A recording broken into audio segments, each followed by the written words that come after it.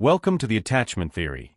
How Childhood Affects Life, an in-depth exploration of how our earliest relationships shape our lives. Written by Mindful Literary. This audiobook is designed to guide you through the intricate world of attachment, offering insights into the profound impact that our childhood experiences have on our emotional and psychological development. In the following chapters, we will embark on a journey that begins with the fundamental roots of attachment. We will delve into the theories proposed by pioneers like John Bowlby and Mary Ainsworth, whose groundbreaking work laid the foundation for our understanding of attachment styles. You'll learn about the various attachment patterns, including secure and insecure types, and how these patterns manifest in both childhood and adulthood. We'll explore the long-term effects of childhood attachment on adult relationships, emotional well-being, and even parenting styles. By understanding the role of secure attachments, you'll gain insight into the importance of security and trust in fostering resilience and healthy relationships. Conversely, we'll examine the challenges posed by insecure attachment patterns, such as anxious preoccupied, dismissive avoidant, and fearful avoidant styles, and their impact on emotional regulation and interpersonal dynamics. This audiobook also addresses the healing process for those with insecure attachments. Through self-reflection, therapeutic approaches, and personal growth strategies, you'll discover pathways to overcome attachment-related challenges. We'll discuss the significance of family dynamics, the effects of trauma, and the influence of cultural and social factors on attachment development. Moreover, we will touch upon the science of attachment, exploring the neurobiological underpinnings and how brain development is influenced by our earliest bonds. Throughout this journey, I will share my personal reflections on attachment, providing a relatable narrative that underscores the universal relevance of these concepts. In the later chapters, we will discuss relationship dynamics, conflict resolution, and the role of attachment in fostering intimacy and effective communication. You'll find practical advice on building secure foundations, practicing self-compassion, and living authentically, all aimed at promoting personal growth and emotional well-being. As we conclude, we'll look towards the future of attachment research, considering its implications for therapy, education, and policymaking. Together, we will uncover how a deeper understanding of attachment can shape practices and create a more compassionate and connected world. Whether you're new to the concept of attachment theory or seeking to deepen your understanding, the Attachment Theory, How Childhood Affects Life offers valuable insights and practical guidance for anyone interested in the profound influence of early relationships on our lifelong journey. Chapter 1. The Shaping of Attachment. The Roots of Attachment. Attachment is a powerful force, an invisible thread woven into the fabric of our lives from the moment we're born. It is the foundation upon which many aspects of our character and behavior are constructed. For me, understanding the roots of attachment began with looking back at my childhood, a tapestry of vivid, poignant memories that even now, in adulthood, continue to shape my view of the world. One of my earliest memories is of my mother singing lullabies as she rocked me to sleep. Her voice, a soothing balm, created a cocoon of warmth and security around me. I would clutch her finger with my tiny hand, the skin-to-skin contact a lifeline that anchored me to her. This simple act laid the groundwork for my sense of safety and trust, fundamental aspects of attachment. Then there was my father, whose way of showing love was through play and adventure. I remember the uncontainable joy of being lifted high above his head, feeling like I could touch the sky. He guided me on how to ride a bike, picked me up when I inevitably fell, and clapped exuberantly at every small victory. His encouragement and presence fortified my confidence, another critical pillar of attachment. As I grew older, these early experiences became the baseline templates through which I interacted with the world. Friendships formed in school mirrored the trust and joy I found in my parents. When I struggled with homework or faced the trials of adolescence, I leaned on the emotional scaffolding they had provided me from the very beginning. Attachment is not only about positive reinforcement, but also about how one learns to navigate the inevitable tensions and conflicts. I remember a particular day when I was about 8 years old. A neighborhood kid broke my favorite toy, an incident that triggered an emotional meltdown. My mother knelt beside me, her calm presence and gentle hug doing more to soothe my anguish than any words could have. She helped me understand that while pain and disappointment were parts of life, they were bearable when faced with love and support.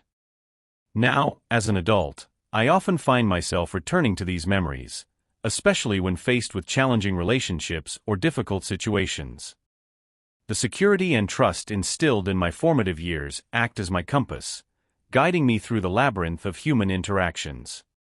Each touchpoint, whether a hug, a word of encouragement, or shared laughter, reinforces these fundamental ties, ensuring that the threads of attachment remain strong and unbroken. What I came to realize is that attachment doesn't just shape individual behavior, but ripples out to affect entire communities. Secure attachments create empathetic, resilient individuals who are capable of sustaining meaningful relationships. They can better handle stress, show higher levels of emotional intelligence, and are more adept at forming cooperative, productive connections with others. As we unpack the roots of attachment and delve into its significance, it becomes clear why these early bonds are so crucial for human development. They shape our worldview, influence our mental health, and have a profound impact on our ability to form and maintain relationships throughout our lives. It's a lesson I feel is both deeply personal and universally relevant, an essential truth that binds us all in this shared human experience.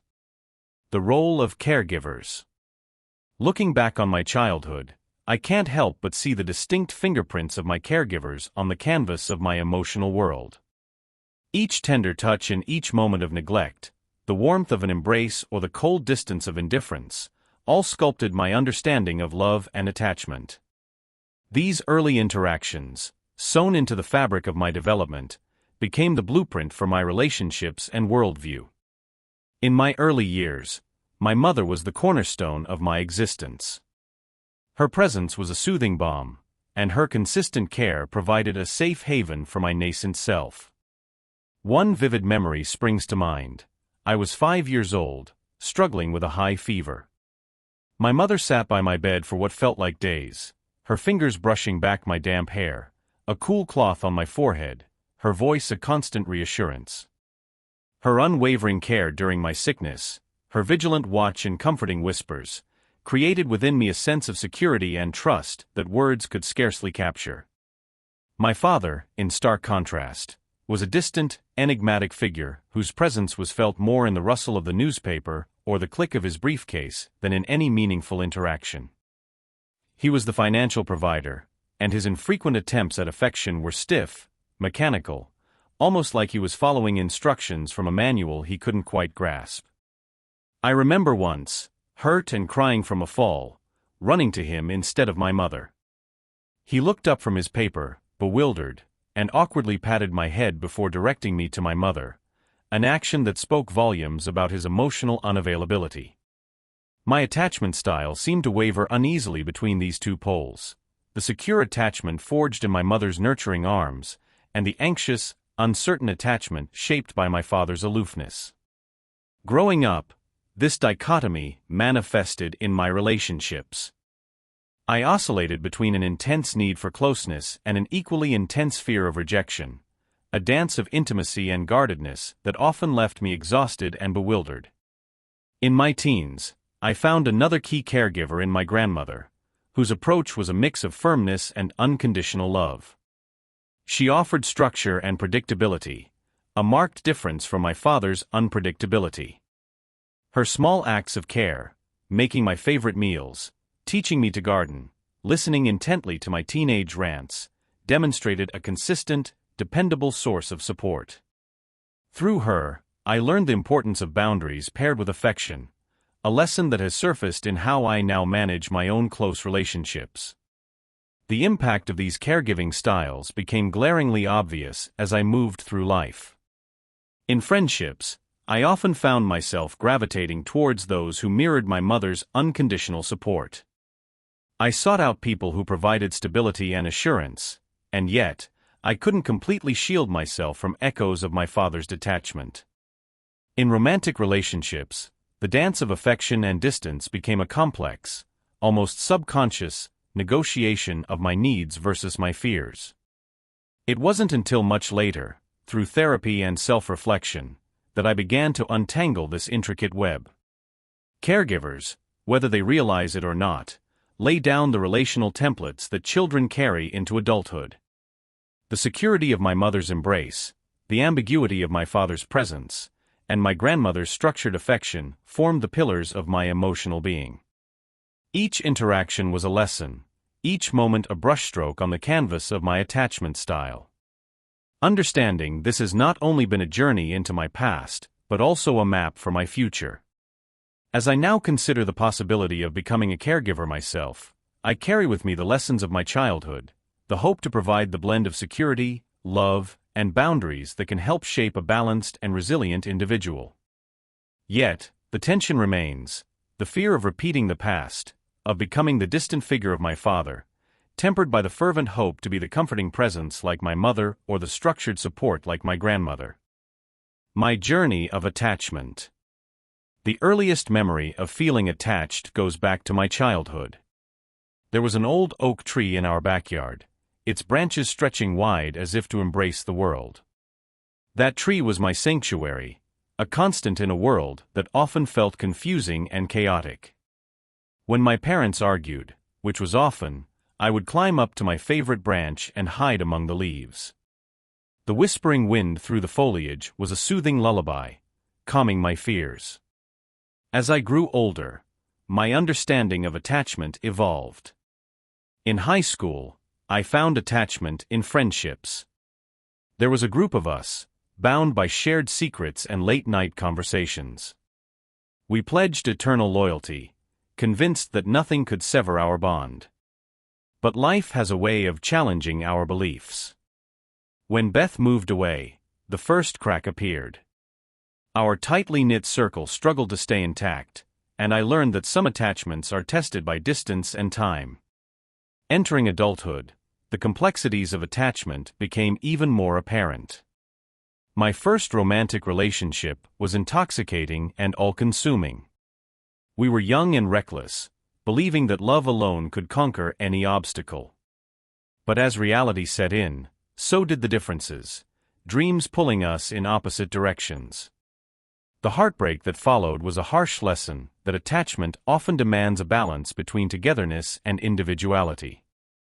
It was during my college years that I encountered an unexpected attachment. Professor Mullins, with his graying beard and twinkling eyes, became my mentor. He saw potential in me that I hadn't recognized myself. Under his guidance, I developed a passion for literature, discovering new worlds between the pages of classic novels. Our connection, though not familial, was rooted in respect and mutual admiration. His belief in me was a pillar of strength, further refining my understanding of attachment as something that transcends mere convenience. My professional life brought new challenges. In the corporate jungle, alliances were often temporary and transactional. Yet, amidst the cutthroat competition, I found camaraderie in unexpected places. Colleagues who shared my struggles and triumphs became dear friends. We navigated the turbulent waters together, our bonds forged in the fires of shared experiences. Years later, when I held my newborn child for the first time, a profound shift occurred. The tiny fingers gripping mine stirred an overwhelming sense of responsibility and connection. This new attachment was unlike any other. It was both fragile and fierce. The journey from childhood to adulthood had come full circle, teaching me that attachment, in its many forms, is an integral part of the human experience. As I reflect on my journey, I realize that attachment is not just about clinging to people or things. It's about the growth and changes that occur through our connections. Each relationship, whether fleeting or enduring, shapes us in ways we often don't comprehend until later. Standing at this juncture in life, I embrace the attachments that have molded me, enriched my perspective, and continue to guide me forward. Chapter 2: Understanding Attachment Theory. Bowlby's Theory. When I first stumbled upon John Bowlby's work on attachment theory, it felt like finding the missing piece of a puzzle. Growing up, I always wondered why I was drawn to certain people, why some bonds felt so robust, while others were fragile and riddled with mistrust. Bowlby's theory, with its elegance and depth, offered me a framework to understand these intricacies. Bowlby emphasized that attachment is a deep and enduring emotional bond that connects one person to another across time and space. This bond is primarily formed during early childhood, rooted in the relationship between the child and their primary caregiver. As I delved deeper, memories of my own childhood began to surface, stark and vivid. I remembered the afternoons spent with my grandmother in her sunlit kitchen. My mother often worked long hours, and while she provided everything for me, it was my grandmother who became my anchor. Her stories, her soft humming as she made tea, the way she lovingly fluttered around me like a protective sentinel, it was in those moments that I felt an unspoken security and warmth. Bowlby talked about secure attachment, where children feel safe to explore their environment because they know they have a reliable haven to return to. This resonated deeply with my experiences. I realized that my sense of curiosity, my willingness to venture into the unknown, came from the secure base my grandmother provided. Yet, life isn't a uniform journey. There were also stormier relationships in my life. My father, often absent and emotionally distant, contributed to what Bowlby would describe as anxious attachment. I recall the anxiety that would gnaw at me, wondering if I had done something wrong, if my actions drove him further away. Those memories mirrored Bowlby's insights on how inconsistent caregiving can sow seeds of insecurity and self-doubt. As I navigated through adolescence and adulthood, the layers of Bowlby's theory continued to resonate. Romantic relationships, friendships, even professional interactions, everything seemed tethered to the core principles of attachment. In romantic endeavors, I either clung too tightly or distanced myself, reflecting the insecure attachments of my youth. Friendships thrived when communication was open and consistent, faltering when it mirrored the inconsistencies of my early caregiving. Bowlby's work, albeit developed decades ago, felt achingly relevant in contemporary times. The digital age, with its plethora of connections yet pervasive sense of isolation, highlighted the need for genuine attachment more than ever. Social media interactions often left me feeling empty, craving those deep-seated bonds that Bowlby so eloquently spoke of. As I stand on the cusp of a new chapter in my life, I find myself leaning on Bowlby's insights to forge healthier bonds. Recognizing my patterns and addressing them consciously, I strive for more secure attachments. Building relationships anchored in trust, reliability, and emotional availability, I hope to rewrite some of the narratives shaped by past experiences. In embracing Bowlby's theory, I didn't just find a psychological framework, but a mirror reflecting the essence of my relationships.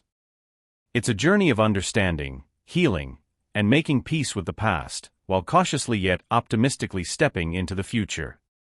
With each stride, I feel the bonds I form are not just lingering shadows of my past, but deliberate and hopeful connections crafted with love and intention.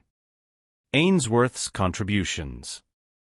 My journey into the depths of psychological research and its practical implications took a fascinating turn when I stumbled upon Mary Ainsworth's work.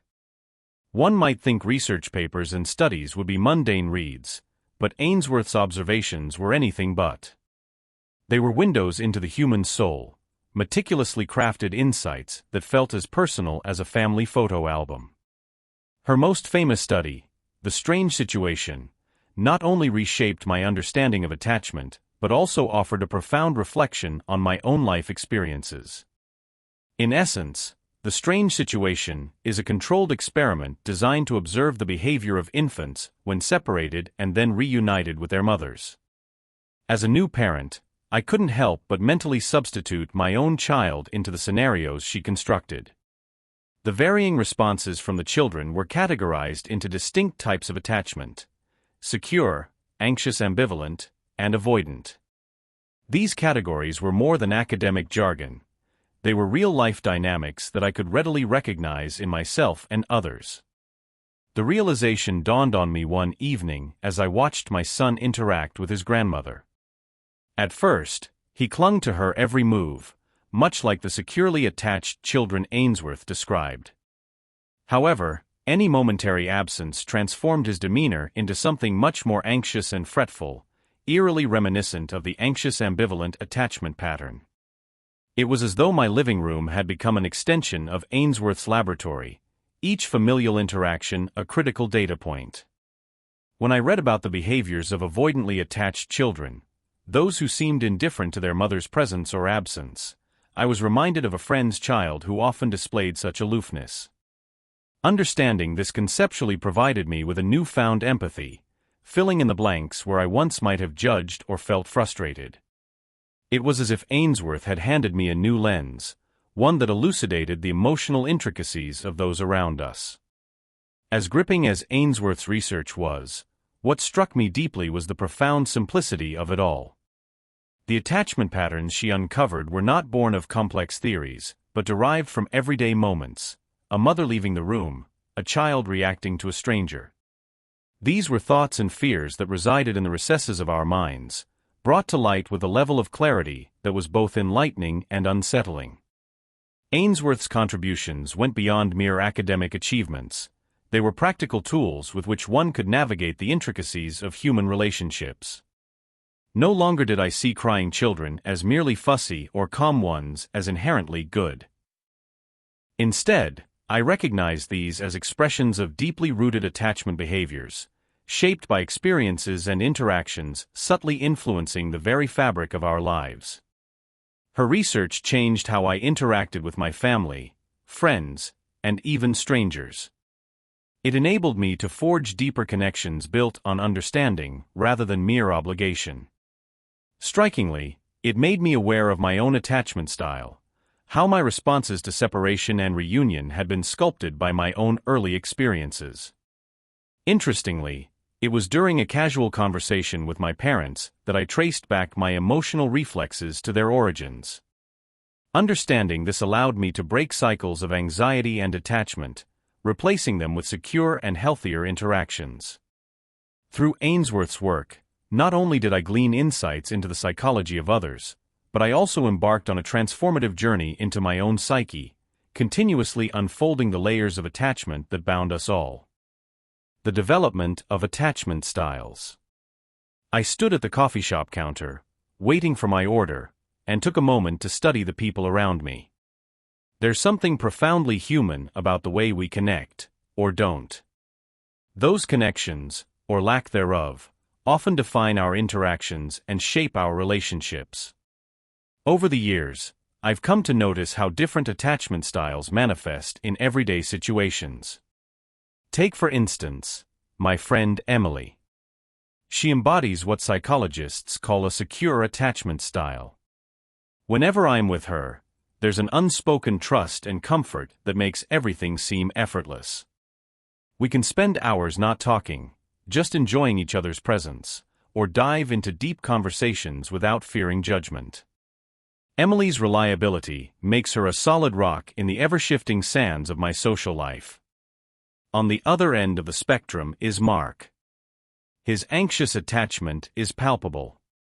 From the incessant texting when he doesn't hear back immediately to the way he oscillates between intense closeness and overwhelming fear of abandonment, it's a roller coaster. I remember one evening when we all planned a group outing. A slight delay provoked a flood of messages from Mark, questioning if plans had changed without informing him. His anxiety often left him, and those close to him, drained. Then there's Daniel, who illustrates the avoidant attachment style. At first, his independence and self-sufficiency were appealing. However, over time, it became clear that emotional intimacy was his Achilles heel.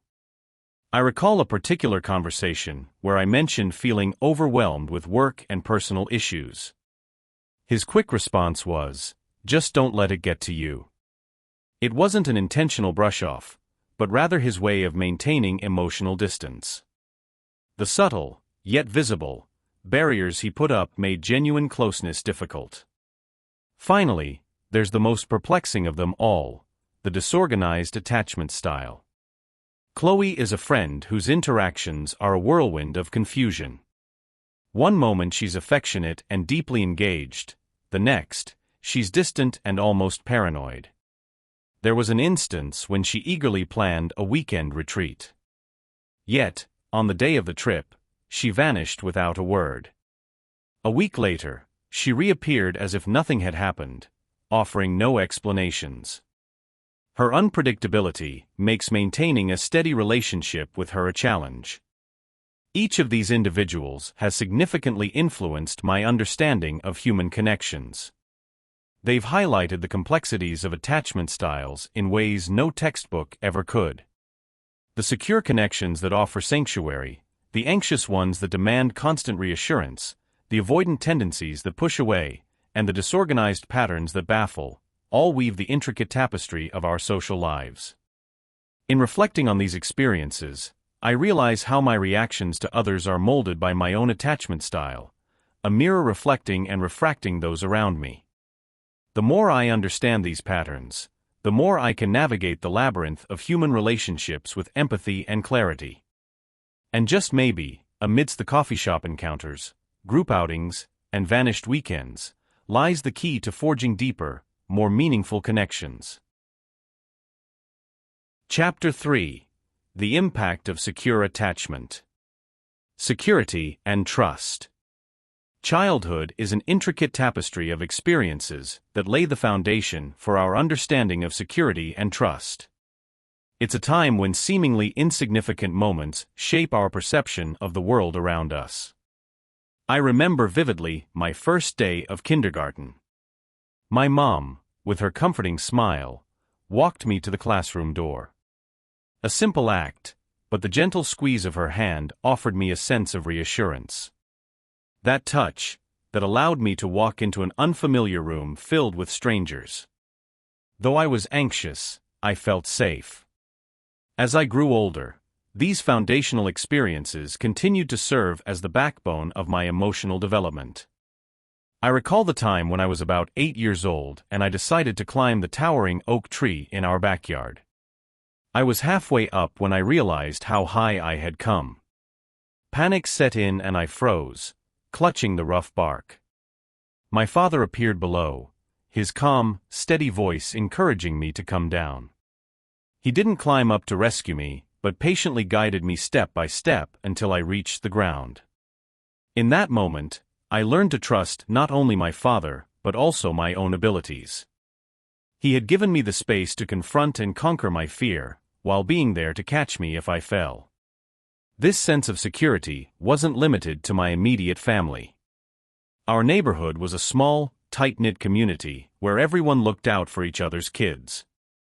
Mrs. Thompson next door, who always had cookies freshly baked, and Mr. Martinez down the street, who would fix our bikes and teach us how to fish, contributed to a collective sense of safety and trust. These interactions taught me that trust extended beyond my family and imbued a broader sense of community and shared responsibility. However, trust is fragile and can be easily shattered.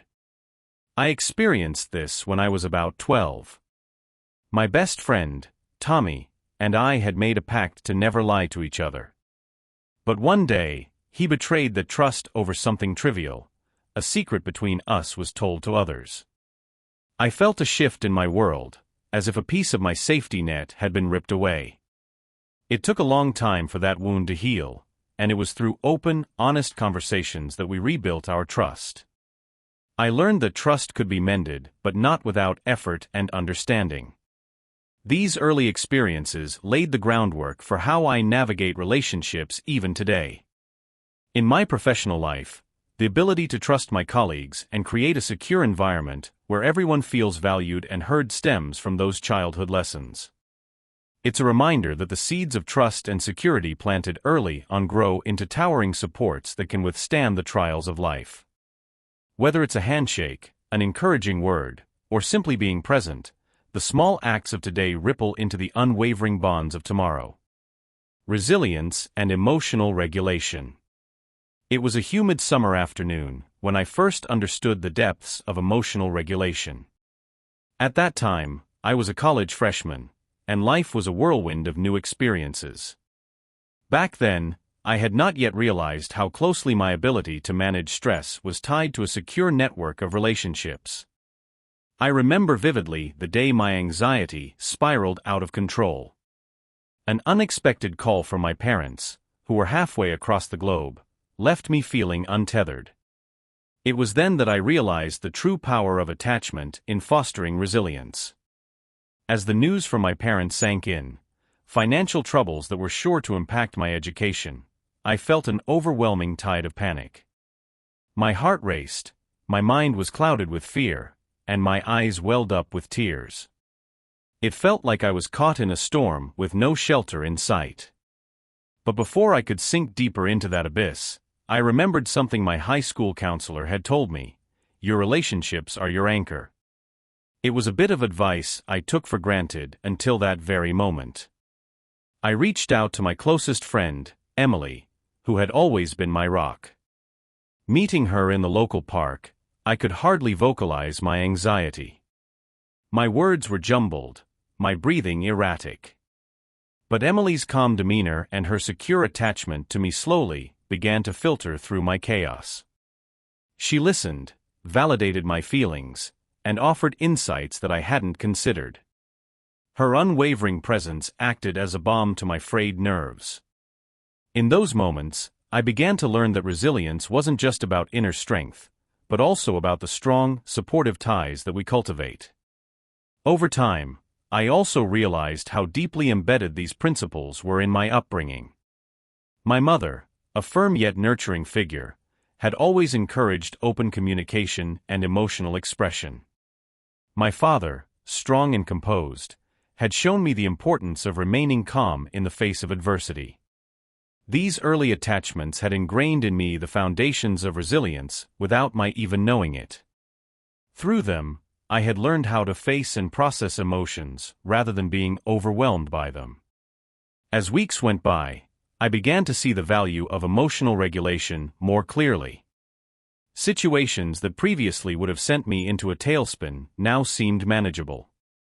I engaged in mindfulness practices, which helped me stay grounded, and I continued to lean on my support network.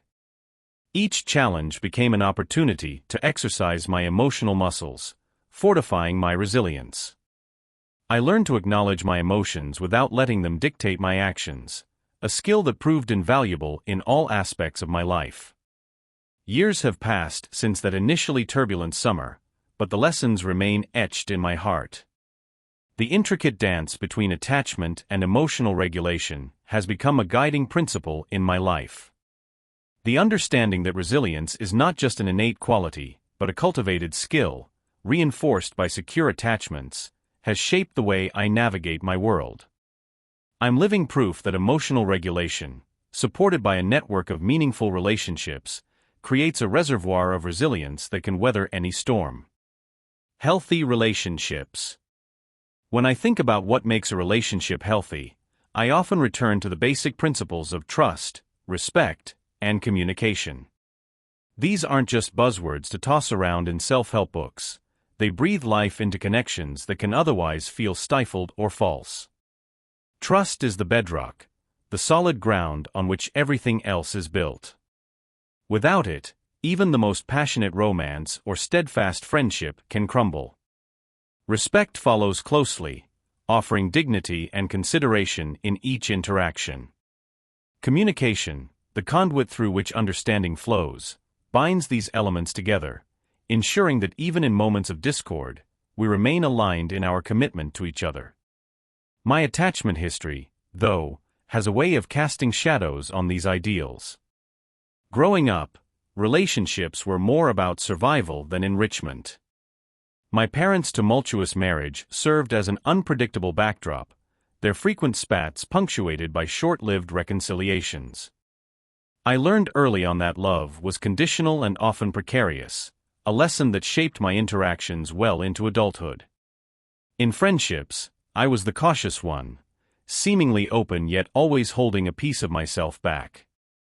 In romantic relationships, I oscillated between needing constant reassurance and fearing the loss of my independence. It wasn't until I met Emily that I began to understand what a healthy relationship could truly be. She was different, patient, empathetic, and refreshingly straightforward. Our relationship grew slowly, nurtured by honest conversations and mutual support. For the first time, I felt seen and heard without the underlying fear of being judged or abandoned. In those early days, I remember struggling with my instinct to pull away whenever things got too intimate. Emily, perceptive as she was, never pushed but also never allowed me to retreat completely. In this balanced dance, we created a rhythm that worked for both of us, a blend of independence and togetherness that felt natural and fulfilling. Emily wasn't just a partner. She was a mirror reflecting back the parts of myself I had long buried. Through her, I discovered my capacity for vulnerability, an essential ingredient in any healthy relationship. It wasn't easy. Some nights were spent talking through my fears and insecurities, often bringing up painful memories that I had preferred to keep locked away. But each conversation was a step toward healing, a stitch in the fabric of our bond that made it stronger and more resilient. Chapter 4. Insecure Attachment Patterns. Anxious preoccupied attachment. Relationships had always been a minefield for me, but I didn't truly understand why until recently. My therapist explained that my pattern of intense neediness and fear of abandonment was characteristic of anxious preoccupied attachment. When she first said those words, they felt heavy, like an oppressive cloak I was suddenly aware of wearing for years. Little did I know, it had been shaping my relationships all along. Take, for instance, my relationship with Alex. From the very beginning, I was enamored. His charisma and humor had me hooked. But beneath my laughter and light-hearted facade, anxiety bubbled. What if he didn't text me back? What if he was losing interest? Each unanswered message spun a web of worry, ensnaring my thoughts. The silence sliced through my confidence, leaving me second-guessing each word I had said, each action I had taken. On particularly bad days, I could feel my heart racing, my chest tightening, the uncertainty gnawing at the edges of my sanity. When Alex would finally respond, the relief was palpable, almost addictive. Yet, this cycle of spiraling anxiety and desperate clinginess only drove him further away.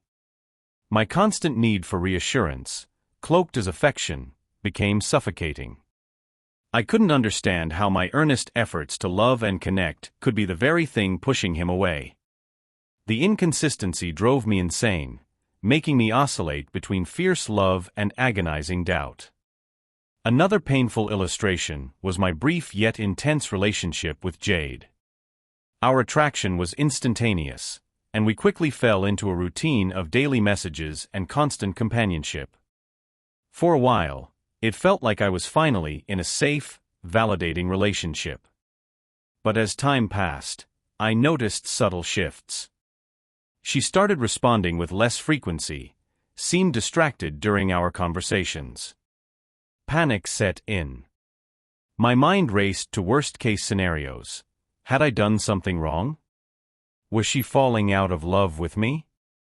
I tried to cling closer, drowning her in my fears masked as passionate love. But with each step closer, I felt her pulling away. Jade eventually admitted feeling overwhelmed by what she saw as my neediness, and that's when the pieces started to fall into place. My attempts to keep her close had backfired, pushing her away instead. For days, I replayed our final conversations, trying to decipher where I had gone wrong, all the while battling the throes of abandonment issues that refused to let me move on. Each relationship left me more bewildered, more desperate to find a connection, yet terrified of losing it the moment I had it. It's an exhausting dance, this chase for reassurance, this fight against the feelings of despised abandonment. Anxious preoccupied attachment is a lonely shadow that haunts my interactions, fueling a cycle that's hard to break. My experiences have shown that understanding this pattern is the first step towards mending it, but the journey towards emotional security remains fraught with the echoes of past fears and longing. Dismissive avoidant attachment. I've always considered myself fiercely independent. Growing up, I learned to rely mostly on myself, building walls that seemed impenetrable. I remember my high school years vividly, where friends were many but genuine connections few. It's not that I didn't want to bond. There was simply a part of me that felt uncomfortable with too much closeness. Looking back, I realized this was the earliest sign of my dismissive avoidant attachment style. Take my friendship with Sarah, for instance. She was sweet, attentive, and always there for me, but every time she tried to get too close, I'd pull back. I dreaded her heartfelt conversations and avoided discussing my feelings as much as possible. My responses were often curt, making it difficult for her to connect with me on a deeper level. We'd hang out, laugh, and share moments, but as soon as things got slightly emotional, I would shut down. Things escalated during my first serious relationship with Tom. He was the kind of person who thrived on emotional intimacy, always wanting to talk about his day and introducing me to his family and friends. As someone with a dismissive avoidant attachment style, I found this suffocating. I would put on a facade of interest, nodding and smiling at the right moments, but inside I just wanted to retreat. Some nights, I'd resort to working late or claiming exhaustion to avoid the close conversations that made me uneasy. Our relationship was rocky. Tom often accused me of being distant and unfeeling, which only made me pull back even more. I couldn't articulate why his need for closeness made me anxious. It was as if expressing my emotions would shatter the carefully constructed barriers that kept me safe. Eventually, the strain became too much. We drifted apart, not in a dramatic breakup, but in a slow, painful fade that left both of us confused and heartbroken. Despite the emotional turmoil, it wasn't until a few years later that I began to understand my behavior. I met a therapist who specialized in attachment styles. Through our sessions, I learned about the patterns that drove my actions. My dismissive avoidant traits were a defense mechanism, shielding me from the vulnerability that intimacy demands. She explained how early experiences and caregiving styles shape our attachment styles. In my case, those formative years taught me to prioritize self-sufficiency over dependency. The fear of being hurt or let down had morphed into a subconscious reflex to keep people at arm's length. It was a revelation that both stunned and liberated me. Armed with this newfound understanding, I began to work on my relationships. It wasn't easy. The ingrained habits of emotional unavailability surfaced often, but I was more aware. I tried to be more forthcoming with friends, letting myself be more open and vulnerable. With each small step, I noticed subtle shifts, stronger bonds, deeper connections, and, surprisingly, a sense of relief. The fear of being engulfed by others' emotions began to wane. Recently, I rekindled my friendship with Sarah. She welcomed me back with an open heart, and this time, I allowed myself to be more present. We talked through old wounds, and I apologized for my past behavior. She showed immense grace and understanding, helping me realize that genuine connection doesn't require sacrificing independence. As I continue on this journey, I am learning to balance my need for autonomy with the enriching experience of emotional intimacy. The dismissive avoidant attachment that once ruled my life is gradually loosening its grip, making way for healthier, more fulfilling relationships. The path isn't always smooth, but with each step, I feel like I'm uncovering parts of myself that were hidden in plain sight all along. Fearful avoidant attachment. I remember the first time I felt the disorienting push and pull of fearful avoidant attachment. It was with Emily, a relationship where warmth and intimacy often collided head-on with my instinct to flee. We met during a summer art class, her enthusiasm captivating me immediately. I wanted to know her, to be close, but the idea of closeness triggered an inexplicable fear in me. As we grew closer, the thrilling whirlwind of new emotions tangled with a creeping dread. Whenever Emily shared something deeply personal, I felt an urge to retreat, as if her vulnerability highlighted my own. One night, after a tender evening spent painting and sharing childhood memories, she looked into my eyes and said, "I feel safe with you." Her words, intended to soothe, tightened around my chest like a vice. I spent the next few days oscillating between longing and panic. I'd draft texts telling her how much I enjoyed our time together, only to delete them in fear of sounding too vulnerable.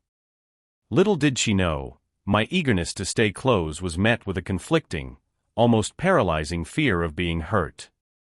It was this duality that kept me ensnared in an emotional maze. As weeks went by, I found myself fluctuating unpredictably. One moment I'd be eager to spend time with Emily, basking in her unwavering kindness and understanding. The next, I'd shut her out, avoiding her calls, emails, and any sign of her existence. Once, after a particularly intimate weekend, I ghosted her for almost a month, overwhelmed by the intensity of our connection. When she finally managed to corner me at a mutual friend's party to ask what was going on, I found myself spinning half-truths, too terrified to admit my real fears. Emily was rightfully hurt, her eyes searching mine for answers she suspected I wasn't willing to give. As she pulled away slightly, her hurt was palpable, a reflection of my own internal chaos. Gathering the fragments of my courage, I thought back to moments from my childhood, the confusing mix of affection and abandonment I had experienced. Maybe it was there, in those early years, where the seeds of my fearful avoidant attachment had been planted. My parents' relationship had been a tumultuous one. They loved each other fiercely, but their love often came with conditions that felt like sand slipping through fingers. One moment they were doting, the next they were impossibly distant. Witnessing this inconsistency had forged an internal struggle within me, a ceaseless yearning for intimacy, marred by a profound fear of rejection. Standing there in front of Emily, I realized my past had formed a complex armor around my heart. I wanted to rip it away, to be vulnerable, to trust completely. But the fear that lingered like a shadow whispered of past hurts and potential heartbreaks.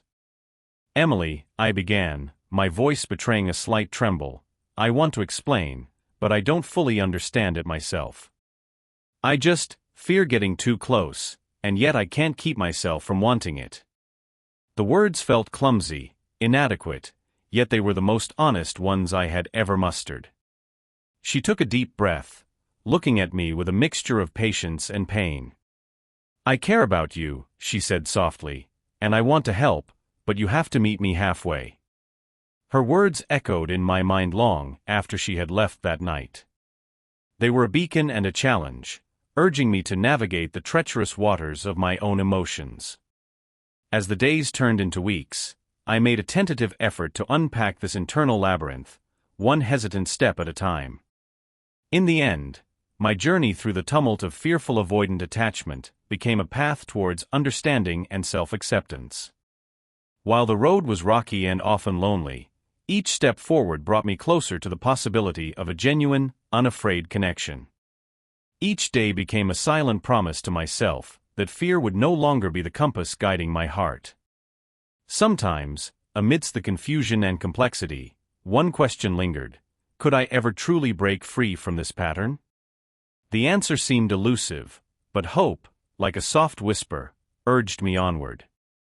One day, I hoped, the maze wouldn't seem so daunting, and I would find peace in the arms of those I loved, without the shadow of fear trailing behind. Chapter 5: The Long-Term Effects of Childhood Attachment. Impact on Adult Relationships. Growing up, I never quite understood why my relationships always followed a particular pattern. As someone securely attached during childhood, I naturally felt confident in expressing affection and trusting others. But as I got older, I noticed that my romantic relationships tended to falter at the seams. It was only after facing several tumultuous breakups that I delved deeply into the concept of attachment styles. I remember vividly a relationship with Hannah, a kind and vibrant woman I met during my graduate studies. We were both passionate about literature and spent countless nights discussing our favorite novels. Initially, everything seemed perfect. However, as our relationship progressed, I noticed Hannah becoming increasingly distant. Small disagreements would push her away for days. Despite all my attempts to reach out, she would shut down and retreat into her shell. Intrigued yet frustrated, I started researching attachment theory and soon discovered that Hannah's behavior aligned with an avoidant attachment style. People with avoidant attachment often struggle with intimacy and have a tendency to pull back when the relationship grows closer. This newfound understanding didn't solve our issues, but it did help me view Hannah's behavior in a more empathetic light. Instead of feeling rejected, I began to recognize that her withdrawal wasn't a reflection of my worth, but rather her deep-seated fear of dependency and vulnerability. Then there was Samuel, my colleague-turned-partner, who exhibited traits of the anxious attachment style. Samuel thrived on constant affirmation and reassurance, often worrying about the stability of our relationship. His incessant need for validation sometimes felt like an emotional chokehold. One evening, after a minor disagreement, he bombarded me with text messages, desperately pleading for reconciliation. It was overwhelming, to say the least, but I couldn't brush off his feelings. Samuel's actions stemmed from a fear of abandonment and an insatiable need to feel secure. Reflecting on these experiences has allowed me to better navigate my current relationships. I now recognize the immense value of open communication and understanding each partner's attachment style. Rather than viewing these traits as flaws, I see them as parts of a complex jigsaw puzzle. It's about finding the pieces that fit together through patience, empathy, and mutual growth. The true test came when I met Laura, someone with a secure attachment style similar to mine. Our relationship unfolded effortlessly, a stark contrast to my past encounters filled with emotional turbulence. With Laura, conflicts were resolved through mature conversations rather than silent treatments or anxious outbursts. It made me realize the profound impact attachment styles have on the dynamics of adult relationships. More importantly, it highlighted that while past experiences shape us, understanding and adaptability can pave the path to a fulfilling and harmonious connection. Yet not all parts of this journey have been easy. There were moments of introspection that led to personal revelations, where facing my own shortcomings was unavoidable. I vividly recall a time when Laura and I had a heated argument over trust. For a brief moment, I felt a surge of insecurity, the remnants of previous relationships shadowing my calm. But in that instant, I chose to confront those feelings head-on. Instead of letting old fears dictate my actions, I communicated openly with Laura, bridging the gap where misunderstandings flourished. Embracing the full spectrum of attachment styles has been a transformative journey, one filled with moments of clarity and connection. Understanding these underlying patterns has not only enhanced my empathy, but also deepened my capacity to foster healthier, more resilient relationships. Amidst the ebbs and flows of human connection, recognizing and addressing our intrinsic behaviors might just be the key to unraveling the intricate fabric of love and intimacy. Emotional and mental well-being. I still remember those warm summer days spent in my grandmother's garden. The scent of blooming roses and freshly cut grass mingled in the air, creating a sanctuary from the chaotic world outside. My grandmother's reassuring words and gentle laugh shaped my childhood, evoking a sense of security and steadfast loving presence that I would only come to appreciate later in life. She was my anchor, the epitome of a secure attachment. Whenever life got tumultuous, thinking of her brought calm to my stormy mind. The importance of secure attachments became more apparent as I navigated the trials of adulthood. In contrast to my relationship with my grandmother, My connection with my father always felt tenuous, like walking on eggshells. His sporadic presence and unpredictable anger created an emotional tightrope, where fear of missteps constantly throbs in the air. This unstable attachment bred anxiety within me, manifesting in countless ways: sleepless nights, bouts of panic, and an ever-present undercurrent of sadness. Despite the deep-seated insecurities my father's behavior instilled, acknowledging the pattern became a turning point. I began to realize how these contrasting attachments formed the foundation for my emotional landscape. The secure attachment with my grandmother provided resilience that often countered the vulnerabilities stemming from my father's inconsistent affection. It was like two opposing forces shaping a mountain, with stability attempting to upright the erosion caused by insecurity. Years later, in therapy, I confronted these attachment issues head-on. My therapist often spoke about the power of inner dialogue and self-compassion, urging me to cultivate an internal secure base. Imagine your grandmother's soothing voice, she advised during particularly intense sessions. Let her words quell the chaos inside. This exercise gradually replaced the haunting echoes with affirming whispers, widening my emotional bandwidth. As I shared these revelations with friends, I realized how universal yet deeply personal attachment issues are. A close friend recounted her struggles with an emotionally distant mother and how it influenced her romantic relationships, leaving her craving validation but fearing rejection.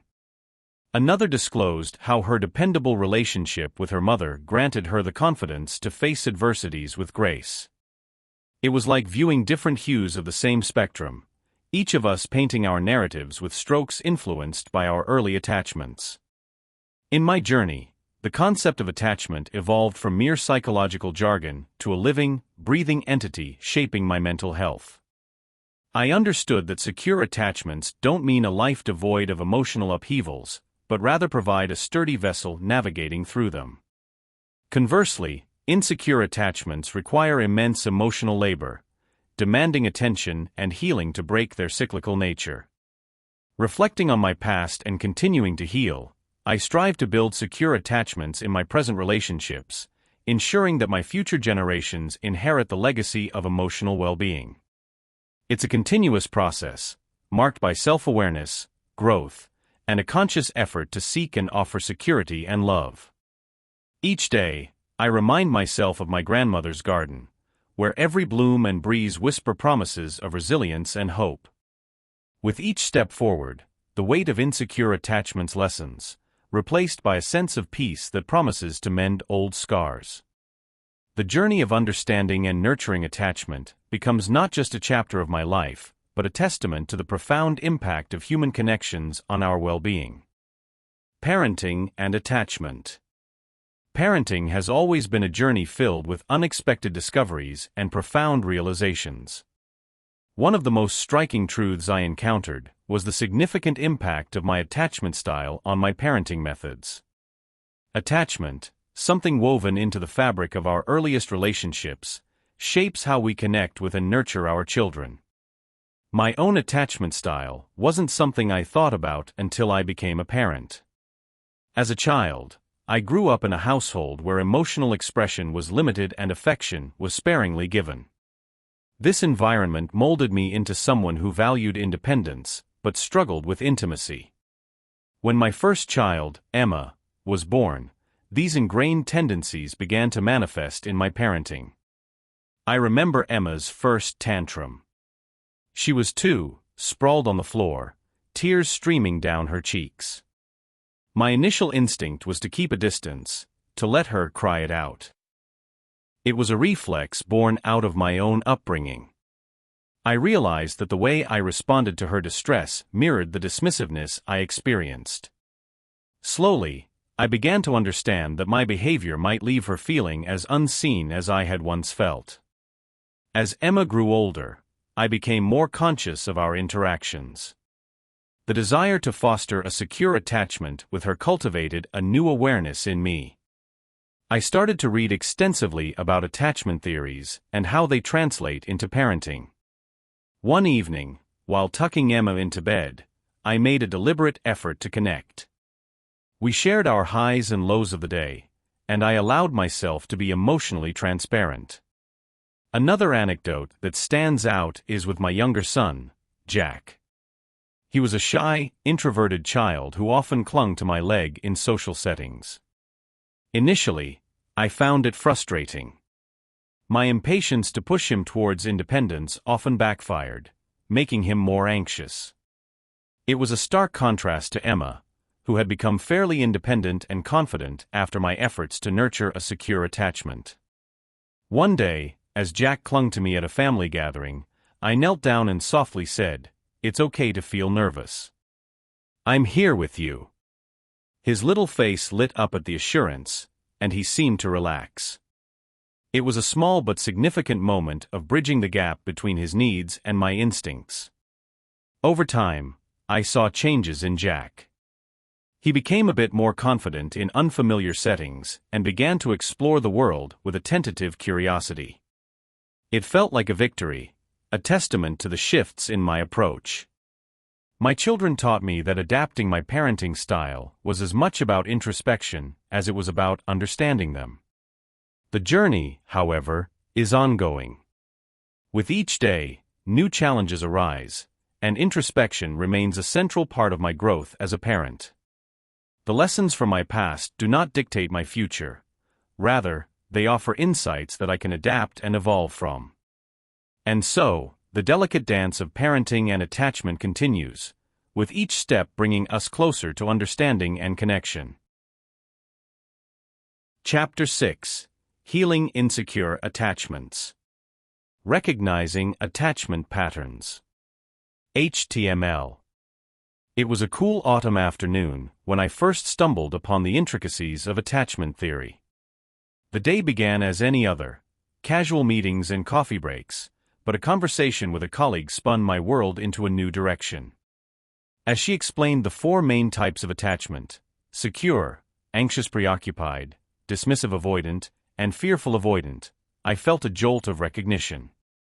Perhaps it was the way she described the anxious preoccupied type, whose hallmark is an overwhelming fear of abandonment and an almost desperate need for reassurance, that struck a chord. Reflecting on my own relationships, I couldn't help but notice how I often sought constant validation from my partners. My text messages to them seemed endless, filled with questions like, "Do you still love me?" Or "Are you okay?" It was as if an invisible hand grasped my heart tightly whenever I didn't receive an immediate response. I decided to delve deeper into my past, trying to understand where this pattern stemmed from. One key memory from my childhood resurfaced, standing by the window, waiting for my father to return from work. He often came late, sometimes drunk, and I'd stay up watching the clock, my stomach in knots. This fear of inconsistency sowed the seeds of my anxious attachment style. Whenever someone seemed distant, it triggered that child's fear in me, unconsciously replaying those nights of waiting. Realizing this was both painful and liberating, knowing that the roots of my behavior weren't intrinsic flaws, but survival mechanisms I had developed. As I shared this revelation with friends, I began to notice their unique patterns too. One friend, let's call her Lisa, was the epitome of a dismissive avoidant. Growing up with emotionally unavailable parents, she learned to depend on herself and shut down whenever a relationship became too intimate. Her independence was admirable, yet her walls were impenetrable. She often retreated at the first hint of dependency, avoiding the risk of being hurt. Knowing her background, it became easier to understand her reactions and extend compassion rather than frustration. In contrast, another friend, Mike, exhibited a secure attachment style. Comfortable with intimacy, yet not afraid of independence, he was the anchor in our group, always balanced and reliable. Watching how he navigated his relationships was enlightening. He clearly articulated his needs, respected boundaries, and handled conflicts with a calm demeanor that we all secretly envied. His upbringing in a nurturing and consistent environment, with parents who were emotionally available, was a testament to the impact of early bonds on our adult lives. As these realizations unfolded, a peculiar mixture of sorrow and hope enveloped me. Sorrow for the lost time and strained relationships that could have been different had I understood my attachment style earlier. Hope because recognizing these patterns felt like discovering a roadmap through the intricacies of human connection. The moment of self-realization was powerful, yet the journey had just begun. Each day, I continued to unearth layers of my past, examining my responses in real-time interactions, striving to shift from a place of unconscious reactions to conscious actions. The ultimate lesson was clear: we are not our attachments. They are simply patterns, learned responses we can unlearn. Recognizing them in oneself and others is the first step toward fostering healthier, more fulfilling relationships. And as I embarked on this journey of self-discovery and healing, I was reminded that every individual, with their unique experiences and backgrounds, holds the key to their own transformation. It's in these shared stories that we find the strength and inspiration to rewrite our attachment narratives, one mindful moment at a time. Therapeutic approaches. Addressing attachment issues was never a straightforward journey for me. Each step was fraught with emotional landmines and moments of epiphany. Traditional talk therapy was where I began, like many others. Sitting across from a therapist, I would delve into childhood memories, seeking the root of my attachment anxieties. The comfortable, predictable nature of these sessions offered me an initial sanctuary, a place to begin unraveling the tangled web of my relationships. However, talk therapy soon revealed its limitations. While deeply validating, it didn't quell the fears that gripped me in the throes of panic. My therapist recommended cognitive behavioral therapy, CBT, a method designed to rewire the brain's response to triggering situations. Through CBT, I created a blueprint to confront negative thought patterns head-on. I remember vividly one breakthrough session where we meticulously deconstructed an incident of conflict with a close friend. With my therapist's guidance, I could see clearly how my instinct to withdraw was a defensive mechanism formed in early childhood. Identifying these patterns enabled me to forge new, healthier habits.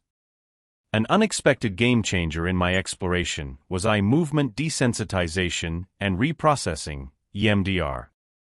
Skeptical at first, I found the concept of moving my eyes back and forth while recalling distressing memories almost ludicrous.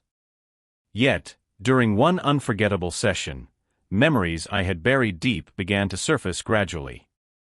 Scenes of past rejection replayed vividly, but with them came an unprecedented sense of release. It felt as though I was watching a film rather than reliving my own trauma. This distance perspective allowed the emotional weight to lift ever so slightly each time, making the world outside the therapist's office seem a little less intimidating. Art therapy also unveiled layers of my psyche that words failed to capture. Guided by a gentle therapist, I channeled my emotions into sketches and colors. One particular session, where I depicted my childhood home in watercolor, was incredibly cathartic. The visual representation of my safe and unsafe spaces rendered the intangible elements of my history into something palpable, something that could be changed. I would often leave these sessions with tear-streaked cheeks, but a heart that felt just a bit lighter. Through my journey, perhaps the most impactful method was attachment-based therapy, ABT. This approach was like holding a mirror to my relational world, offering insights not only into my behaviors, but also into the behaviors of those around me. It was in ABT that I found a profound understanding of the dance between need and fear that dominated my interactions. A pivotal moment stands out: seeing my relational patterns reflected in the therapist's reactions and learning to navigate them differently. It was like a light bulb turned on, illuminating why I often felt caught in a cycle of closeness and distance. In sharing these therapeutic approaches, I hope to shed light on the myriad pathways available for healing. My journey was filled with trial and error, tears and triumphs. No single method held all the answers, yet each provided a piece of the puzzle, contributing to a more profound understanding and acceptance of myself. The constant throughout was a relentless drive towards healing, a beacon I held onto even when the process felt insurmountable. Self-reflection and growth. The journey towards self-awareness began with a seemingly innocuous question during a late-night conversation with a friend.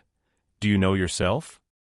It struck me like a thunderbolt, and I realized I couldn't confidently answer. The reflection that followed was not an easy or straightforward process. It required peeling back layers of habits, desires, and beliefs that I had taken as gospel for as long as I could remember.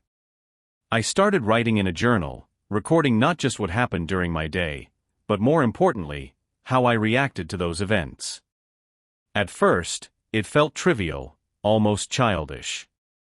Who cared if the traffic jam on my way to work made me feel irritable, or if an offhand remark from a colleague left me feeling surprisingly down? What significance could these tiny emotional fluctuations possibly hold? But as I persisted, patterns began to emerge.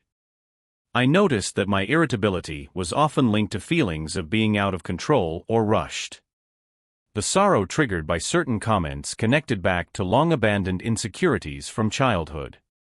These realizations were like small epiphanies, granting me a new lens through which to view my emotions and reactions. They weren't just random or insignificant, they were signals from a part of myself that I'd long ignored. One particularly vivid example came on a quiet Sunday afternoon. I was at a park, watching families play and couples stroll hand in hand. A pang of loneliness hit me, sharp and uninvited. Instead of dismissing it, I let myself sit with the feeling. Where was it coming from? In reflection, I recognized that it wasn't about physical solitude. It was about a deeper desire for meaningful connections, which I had been neglecting in the rush of my daily life. This moment of clarity prompted me to take action. I reached out to old friends, made plans with my family more often, and even joined a local community group. As I became more attuned to my inner desires and fears through self-reflection, I found that I could better shape my external world to meet my needs. It was empowering, like lifting a fog that had long clouded my path. Even the uncomfortable discoveries were valuable. Recognizing my tendencies to seek validation from others, for instance, was a bitter pill to swallow.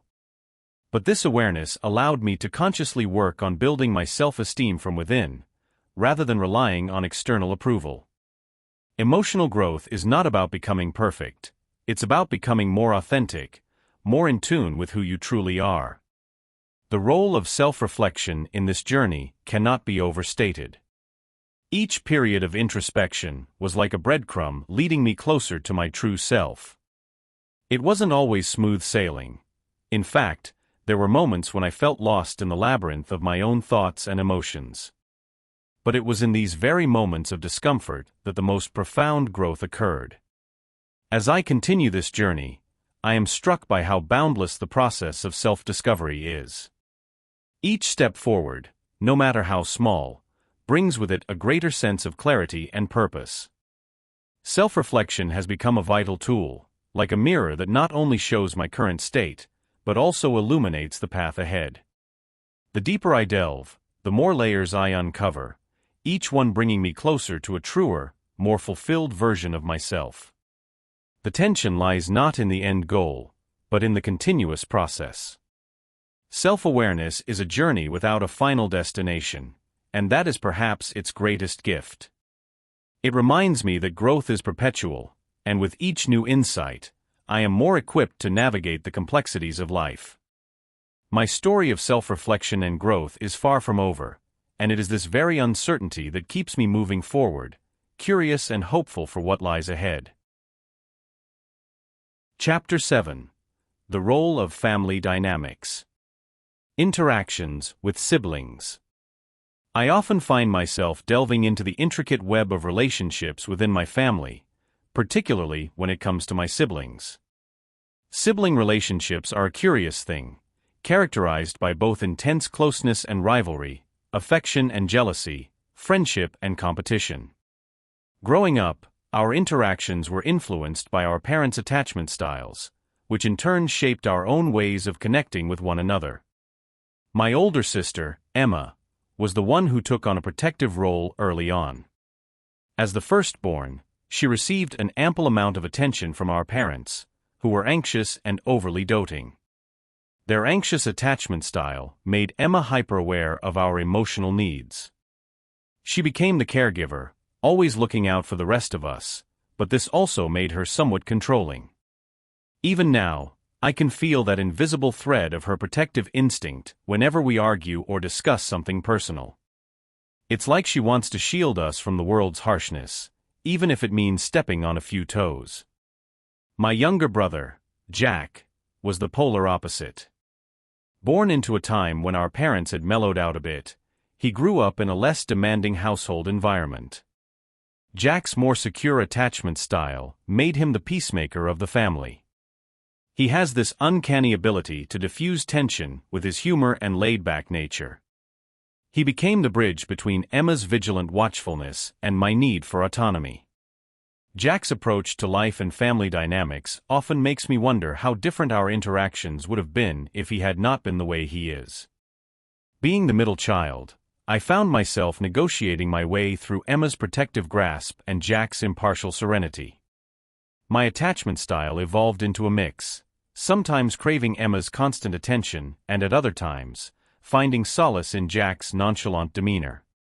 I'd often find myself in my room, working through feelings of being overwhelmed or caught in the middle of one of their spats, my own anxieties raising my defenses higher. This dichotomy often led me to isolation as a coping mechanism, which further complicated my relationship with both Emma and Jack. One particular incident remains etched in my memory, vividly illustrating our deep-seated attachment dynamics. Emma had just started college and was away for the first time, leaving me to fend for myself in uncharted territory at home. Jack had taken up more responsibilities to fill the void she left behind, but neither of us could fully replace her presence. The house felt empty and quieter, shadows of her absence looming over us. During this period, Jack and I had an explosive argument over something as trivial as the remote control. It wasn't about the TV, of course. It was about Emma's absence and how we were dealing with it differently. Jack's dismissive attitude enraged my already tense nerves, and I lashed out, accusing him of not caring enough. He stormed out, slamming the door, something so unlike his usual laid-back manners. I retreated to my room, a bundle of nerves and tears, pondering how deeply our attachment styles influenced even the most mundane arguments. It was then that I realized how much Emma's presence had been a balancing force, her anxiety-driven attachment giving us both something to anchor to. As the night wore on and the house grew darker, I couldn't shake the uneasy feeling. The argument had left a crack in our sibling bond, something that was rarely visible, but undeniably there. When Jack finally returned, he quietly knocked and entered my room without waiting for an answer. We didn't say much, just sat in silence, side by side. And in that moment, I understood the delicate balance our varied attachment styles held us in. The complexities of our relationships were never just about who held the remote or who took out the trash. They were reflections of our deeper emotional blueprints, molded and shaped by years of interactions and the attachment styles inherited from our parents. And perhaps understanding that, in itself, was a step towards healing and growing together. Parental influence. A memory that often tugs at my heartstrings is of my father teaching me to ride a bicycle. The wobble of the wheels, the initial bursts of speed, and the inevitable falls, all remain etched in my mind. My father would wrap his hands around mine on the handlebars, his voice a steady hum of encouragement. In that moment, I felt an unwavering sense of security enveloping me. However, this sense of security was not always present in our household. My parents had a tumultuous relationship, often colored by loud arguments and cold silences. When I was young, I would hide in my room, clutching a worn-out teddy bear, hoping the storm would pass quickly. At times, it felt like walking on eggshells, not knowing what would set off the next explosion. My mother, always the peacemaker, would come to my room with a gentle smile, trying to shield me from the brunt of their conflicts. Yet, even as a child, I could sense the strain. The duality of my parents' influence on me was profound. My father's supportive gestures, like teaching me to ride that bike, instilled in me a sense of confidence and self-reliance. It was his way of showing his love, albeit inconsistently. On the other hand, the volatile environment created by my parents' disagreements made me highly sensitive to the emotional states of those around me. I developed a keen sense of empathy and an almost compulsive need to maintain harmony in my interactions. One night stands out vividly in my recollection. I was about 12, tucked in bed with a book, the muffled sounds of yet another argument seeping through the walls. This time it was about something trivial, a misplaced bill, I think. My father's voice grew louder, frustration spilling over. My mother's responses were calm but resigned, a stark contrast to his fury. I felt my chest tighten, a familiar anxiety creeping in. Instinctively, I tiptoed to their door and, standing there, asked them to stop. I don't recall my exact words, just the overwhelming need for peace. They turned to look at me, their faces softened by the innocence of my plea. That moment marked a turning point.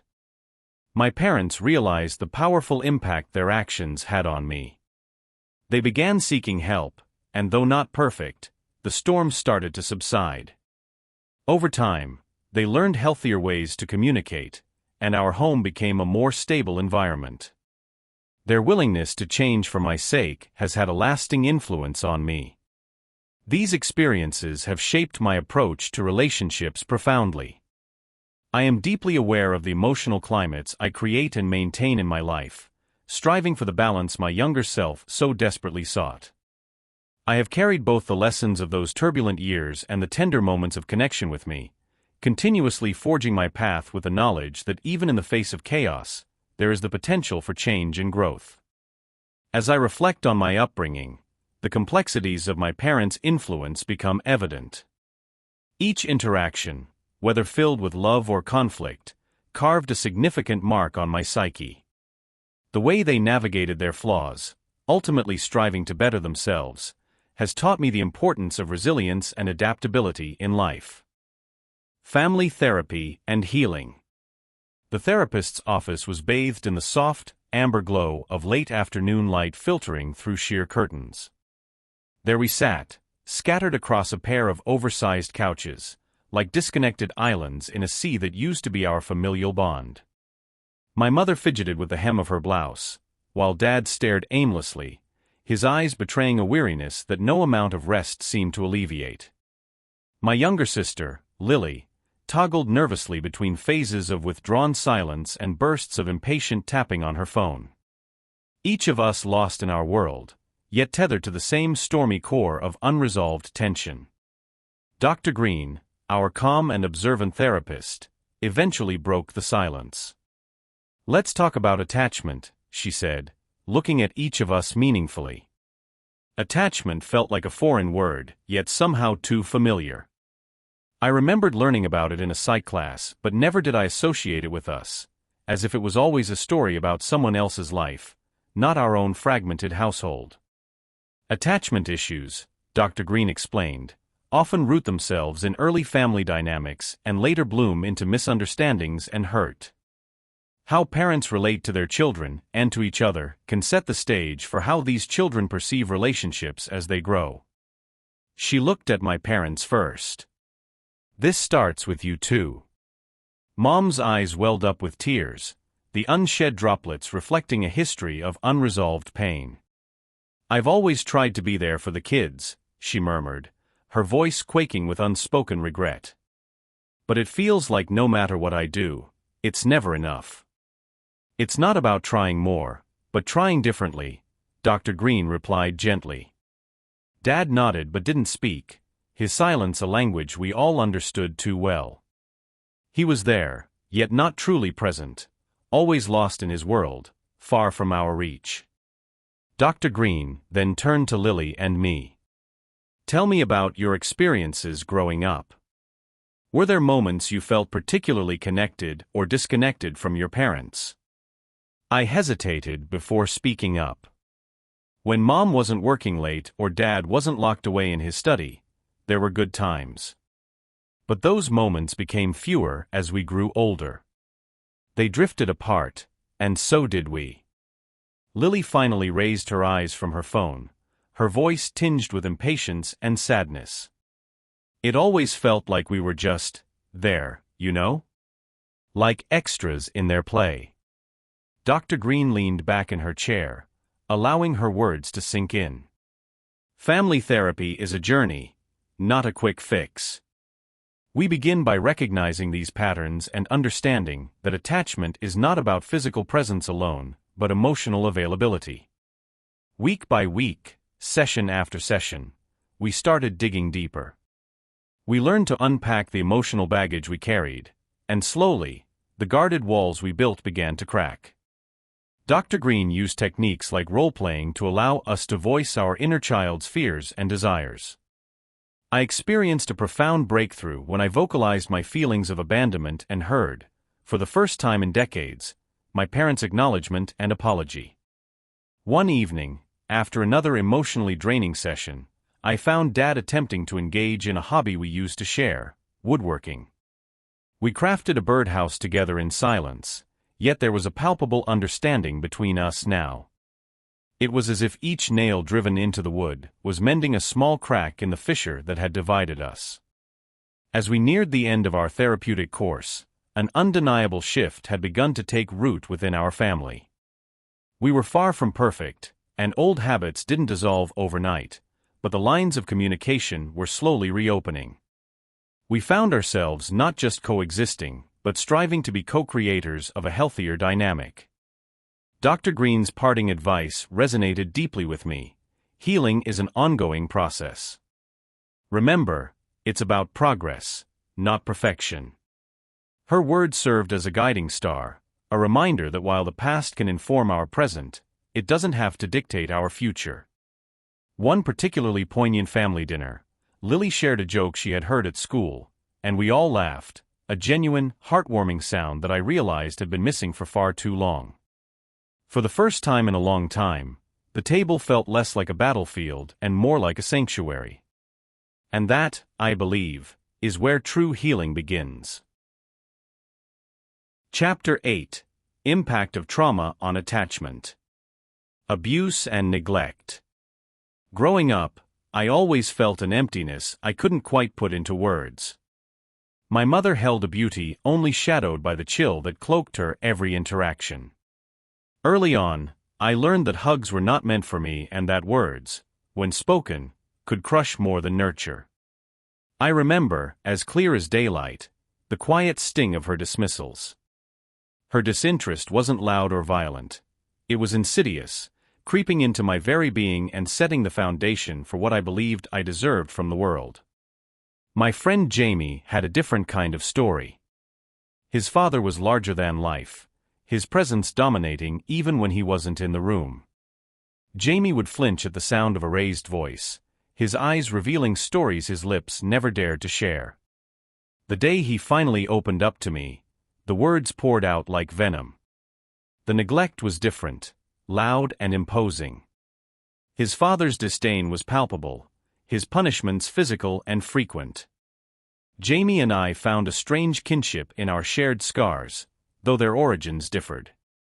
We were kindred spirits navigating the treacherous waters of a world that left its marks on us early. Through my 20s, the echoes of that childhood followed me like a shadow. Intimate relationships felt foreign, and trust was a fortress I wasn't equipped to build. One night, as I was washing dishes in my small, cluttered apartment, my partner at the time, Ethan, gently touched my shoulder. Startled, I dropped a plate, shattering it on the floor. His eyes widened, not in anger but in confusion. "Why do you always flinch?" he asked, his voice soft. At that moment, I realized how deeply the neglect was etched into my psyche. My reactions weren't just responses, they were survival mechanisms.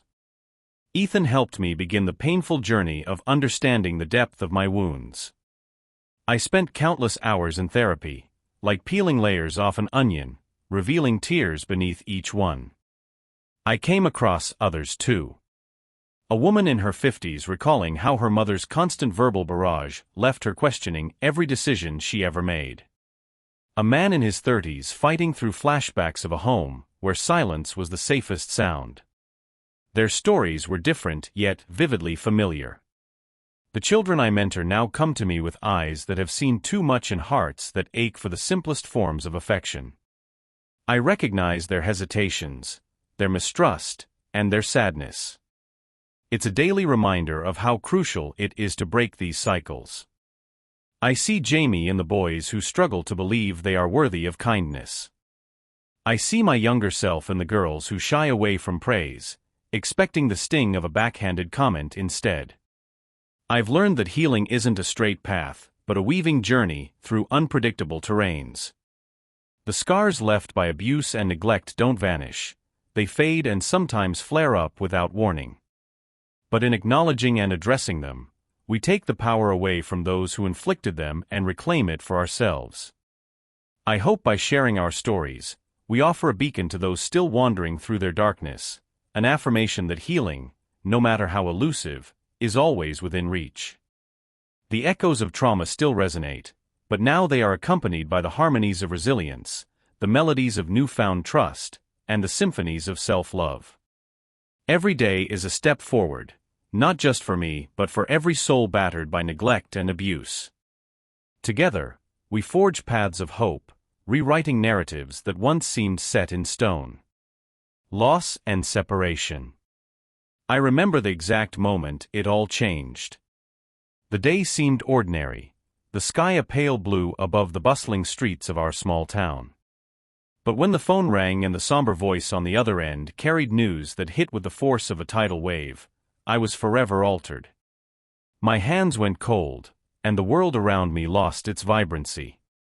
This was my first profound encounter with loss, a separation so stark that it drew an unbridgeable chasm in my heart. Months turned into years, but the ache remains a constant companion. I would often find myself wandering through old photo albums, tracing my fingers over the edges of pictures that captured moments now forever out of reach.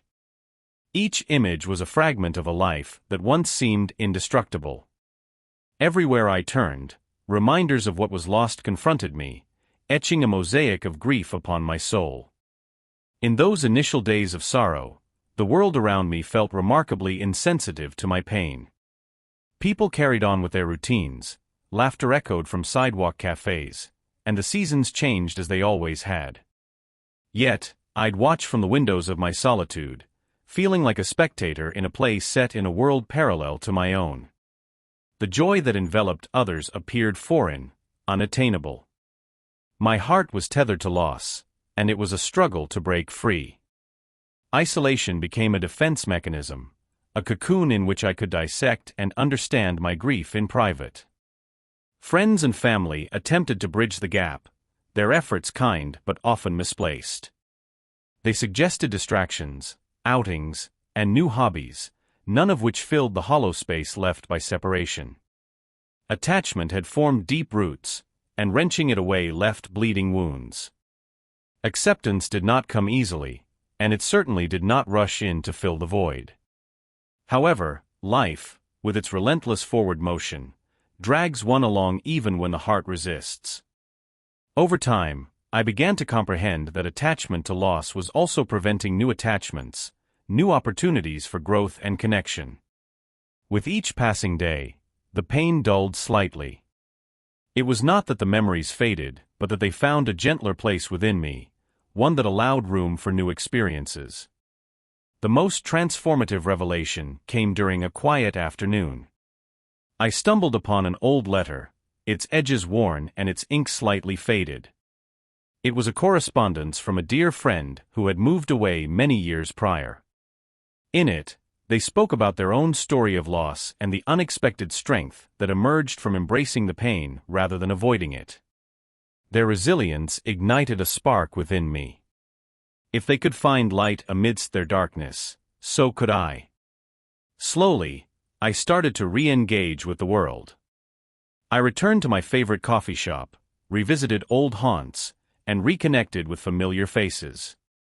These actions were small victories, yet each step forward helped piece together a fractured sense of self. Gradually, I learned to cherish my attachments without allowing them to chain me to the past. Just as I began to find equilibrium, another wave of separation loomed on the horizon. This time it was not loss through death, but an emotional parting, a relationship ending, a friendship fading. I wondered if I could endure such heartache again, but this time I was different. The previous losses had imbued me with a resilience I had never recognized before. It was as if each separation had crafted an armor, not to shield against attachment, but to weather its inevitable storms. As I navigated this fresh wound, I realized the profound truth of our existence. Loss and separation are inescapable, intertwined with the very fabric of being human. They shape our attachments, deepen our capacity for empathy, and ultimately, they are lessons in the art of letting go while holding on to what truly matters. It is in the delicate balance between the two that we find our strength. Resilience and recovery. In the quiet aftermath of a tumultuous relationship, I found myself grappling with the invisible threads of attachment that had bound me so tightly. These threads were not just emotional, but seemed to wrap around my very sense of self, pulling, constricting, and often dictating my actions. It became clear that my journey to recovery would be anything but linear. It would require a deep dive into the labyrinth of my own heart and mind. Initially, the days were overwhelming. I remember lying in bed, staring at the ceiling fan, its rotations hypnotizing yet failing to lull me into the peace I desperately sought. My mind was a whirlwind of memories, regrets, and what-ifs.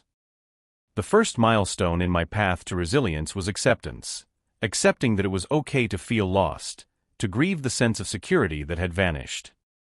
I began small, seeking solace in daily routines. Every morning, I would prepare a cup of tea and sit by the window, allowing the morning light to filter through the curtains. This seemingly mundane ritual provided a grounding presence, a reminder that life's simple pleasures could still be cherished. It was during one of these quiet mornings that I started journaling, pouring my scattered thoughts onto paper, giving form to my feelings. Then came the support system. Friends who didn't just listen but held space for my pain without judgment. They shared their own stories of heartbreak and healing, creating a tapestry of resilience that I could draw strength from. I realized that vulnerability wasn't a sign of weakness but a testament to my enduring capacity to connect and, ultimately, to heal. Counseling played a pivotal role in my recovery.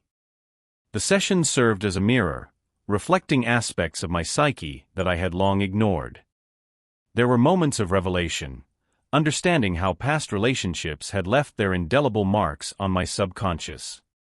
I learned about attachment styles, recognizing patterns that had set the stage for my recent turmoil. These insights were crucial. They provided a map to navigate future relationships with a clearer, more aware mindset. Physical exercise became another cornerstone of my resilience strategy. Running, in particular, offered a freedom unlike any other. The rhythmic pounding of my feet against the pavement, the rush of endorphins, and the sense of accomplishment from each completed mile all contributed to rebuilding my self-esteem. The journey of each run mirrored my emotional recovery, starting with struggle, moving through resilience, and finally reaching a state of exhilaration. Milestones in recovery weren't just about grand achievements, but small victories. The first time I laughed without restraint, a meal enjoyed in solitude without the gnawing ache of loneliness, or an evening spent reading a book that transported me away from reality. These moments were the building blocks of my new self. As the months passed, I began to notice a shift. The heavy cloak of attachment slowly lifted, replaced by a lighter, more self-assured presence. I learned to appreciate my own company, to find joy in independence. Relationships with others transformed. They were no longer lifelines, but rather enriching experiences that complemented my wholesomeness, rather than defined it. Just when I thought I had found my balance, life threw another challenge my way, an unexpected encounter with someone from my past. It was a test of my newfound resilience, an opportunity to put into practice everything I had learned on this journey. Chapter 9. Cultural and Social Influences on Attachment. Cultural Norms and Parenting. I remember the thick, aromatic air of my grandmother's kitchen in Mumbai, cardamom and turmeric mingling with the whispers of family history. "Respect, always respect your elders," she would command, punctuating her lessons with a clink of her heavy silver bangles. The idea drilled into me was clear: family hierarchy was sacred. Obedience was a non-negotiable virtue. Years later, sitting in a brightly lit cafe in New York, I discovered how differently my friend Eric was raised. In his American household, children were encouraged to question the status quo, to express themselves freely. "My dad used to say," Eric recalled, sipping his coffee, "challenge everything. That's the only way to grow." I marveled at the contrast. While my upbringing stressed conformity and respect, his fostered independence and inquiry. Interestingly, these cultural norms shaped our parenting styles, too. When my daughter Anya was born, I instinctively wrapped her in layers of familial expectations. There were times she would come home from school, her innocent eyes blinking up at me, seeking permission for the simplest things, like joining a dance club. And there it was again, my grandmother's voice echoing in my ear, urging restraint and focus on academics. Eric, by contrast, encouraged his children to take risks and explore. When his son Sam declared he wanted to paint the garage door in rainbow colors, Eric not only approved but joined in, brush in hand, making it a family project. Their parenting ethos was built on fostering creativity and autonomy, which seemed almost alien to my tradition-bound discipline. One evening, we had a parent-teacher meeting at Anya's school. I found myself sitting next to Eric, our differences as stark as the fluorescent lights above us. The teacher praised Anya for her discipline, but noted she was often hesitant to participate in class discussions. Sam, on the other hand, was thriving in his roles in the school play and debate club, though sometimes his zeal bordered on defiance. As the evening progressed, I felt a growing tension. Could my adherence to cultural norms be stifling Anya's individuality? Yet, could I dismiss generations of wisdom that emphasized the value of obedience and respect? The way we parent, I realized, is a reflection of our deepest cultural imprints. But perhaps, just perhaps, there is a middle ground, a delicate balance between tradition and freedom. As I walked back home, the streetlights drawing long shadows on the pavement, I knew this was a question that needed an answer. Community support systems. Reflecting on my life, I can draw a clear line connecting my healthiest relationships to the robust support systems within my community. My neighborhood wasn't filled with grandeur or opulence. It was the kind of place where everyone knew everyone else and children played in the streets without a care. But more than anything, it was a sanctuary of empathy and interconnectedness.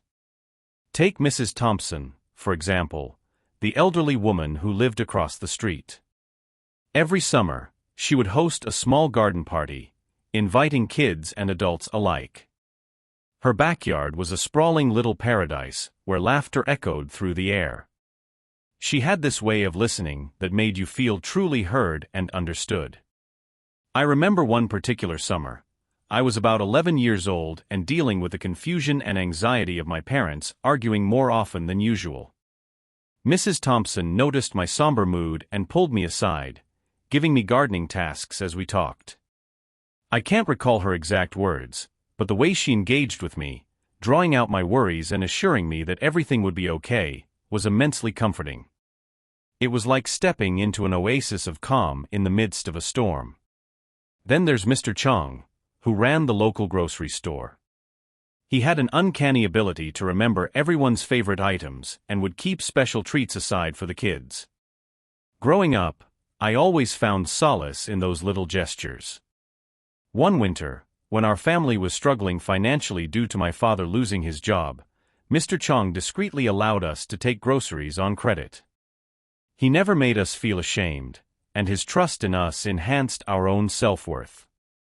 These acts of kindness from the community members, who extended themselves beyond mere acquaintanceship, played a critical role in shaping my resilience and outlook towards life.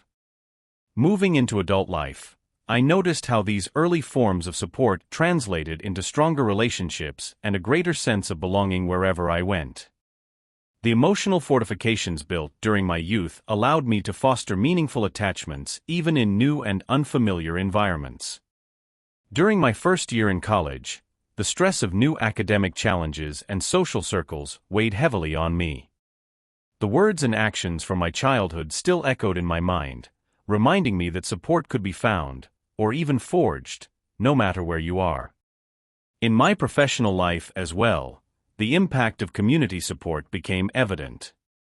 Navigating corporate environments often felt like traversing rugged terrain, but the bonds I established with colleagues mirrored those of my neighborhood. It's astounding how a simple check-in or a shared lunch can go a long way in cultivating a supportive atmosphere. I have made it a priority to contribute positively to every community I am part of, and in doing so, I feel I'm paying forward the kindness and support that once cradled me. The importance of these community support systems resonates with a profound truth. They foster healthy attachments that are integral to our emotional well-being. As I look back, the faces of those who extended a hand during my formative years blur into a tapestry of care and solidarity. These experiences underline the powerful impact that a nurturing community can have, and they drive my enduring commitment to be that flicker of hope and support for someone else.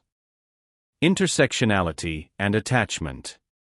Growing up, my home was a patchwork of contrasting cultures and identities. My mother, an African-American woman with a fierce determination forged in the fires of societal challenges, was always at odds with the expectations placed upon her. My father, an immigrant from South Asia, carried the weight of his heritage and the hopes of an extended family left behind. Their union was a beautiful collision of worlds, yet it set the stage for an intricate dance of attachment and identity that I would only begin to understand in my adult years. In those formative years, my attachment style was anything but straightforward. The warmth and nurturing of my mother's affection often stood in stark contrast to the emotional distance my father exhibited, a product of his own upbringing and cultural norms.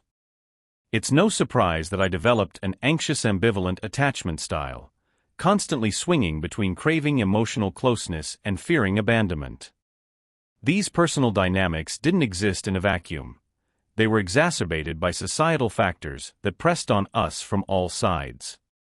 For instance, the subtle but pervasive racism my mother faced at work, the microaggressions that chipped away at her spirit, invariably affected her emotional availability. Meanwhile, my father struggled to balance his professional duties with the pressure to maintain traditional values at home, created an environment where emotional expression was a luxury we couldn't afford. School was another arena where intersectionality and attachment played a significant role. As a mixed-race child, I didn't entirely fit into any single group. The community segregated along racial and ethnic lines, leaving me floundering in a no-man's land of social acceptance. This exclusion compounded my anxious tendencies, making me cling even harder to the relationships that seemed stable, yet were often just as fraught. I remember an incident vividly, from when I was 8 years old. During a parent-teacher meeting, my mother dressed in her best professional attire, trying to dispel any preconceived notions about her capabilities. Despite her efforts, the teacher addressed her in slow, simple sentences, as if she were a child. My father, sitting quietly beside her, clenched his jaw but said nothing. The tension in the room was palpable, and for me, it was a moment that seared into my consciousness, embedding the idea that we had to fight for our place in the world, often at the cost of our emotional well-being. It wasn't until I entered college that I began to disentangle the threads of my attachment style from the societal factors that influenced them. In my psychology course, we discussed how marginalized communities often experience higher levels of stress, which can affect family dynamics and attachment styles. Hearing this, a light bulb went off. My anxious ambivalent attachment wasn't just a quirk of my personality. It was a complex interplay of cultural, social, and familial factors. Yet, even as this awareness dawned, I couldn't immediately change the patterns that had been set. Relationships continued to be a source of both comfort and anxiety. In romantic partnerships, I often found myself oscillating between intense closeness and sudden withdrawal, unsure of how much was too much to give or take. The societal pressures that shaped my parents' lives continued to cast long shadows over my own choices. As I stand now at the crossroads of past and present, I can see how vital it is to acknowledge these intersections. Understanding that our attachment styles are not merely personal, but are deeply woven into the fabric of our societal experiences is the first step toward healing. Each thread, each influence, ties back to a larger picture of how we relate to ourselves and to others in a world that seeks to define us by categories and boundaries. My journey is far from over, but one thing is clearer now than ever. Intersectionality and attachment are deeply entwined, and recognizing this connection offers a compass for navigating the complexities of love, identity, and belonging in a multifaceted world. Chapter 10: Attachment in Adolescence. Peer relationships. Growing up, I always had a complicated relationship with my friend groups. My early school years were a whirlwind of best friends forever, promises one day, and silent treatments the next. My understanding of friendships was shaky at best, often dictated by the shifting sands of childhood whims. I didn't realize it then, but attachment played a significant role in how I interacted with my peers. At 12, I met Sam, a boy who had an uncanny ability to make anyone laugh. He became my closest friend during middle school. Our attachment was intense. We were inseparable.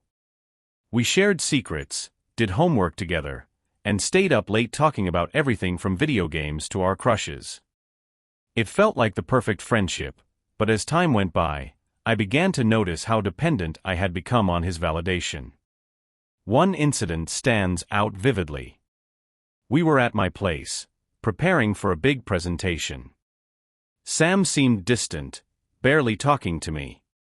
I pushed through my insecurity and asked him what was wrong. He shrugged and mentioned that he had made a new friend, Tommy. My heart sank. What if Tommy replaced me? My fear transformed into an overwhelming need to win Sam's affection back. I went overboard, praising everything Sam did and agreeing with him even when I didn't actually agree.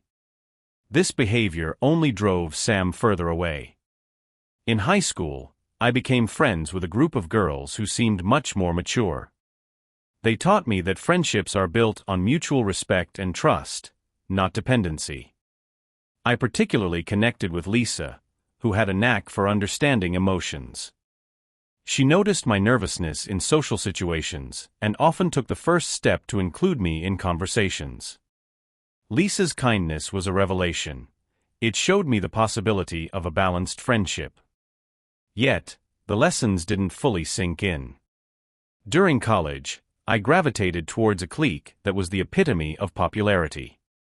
The desire to belong was so strong that I found myself mimicking their behaviors and opinions once again.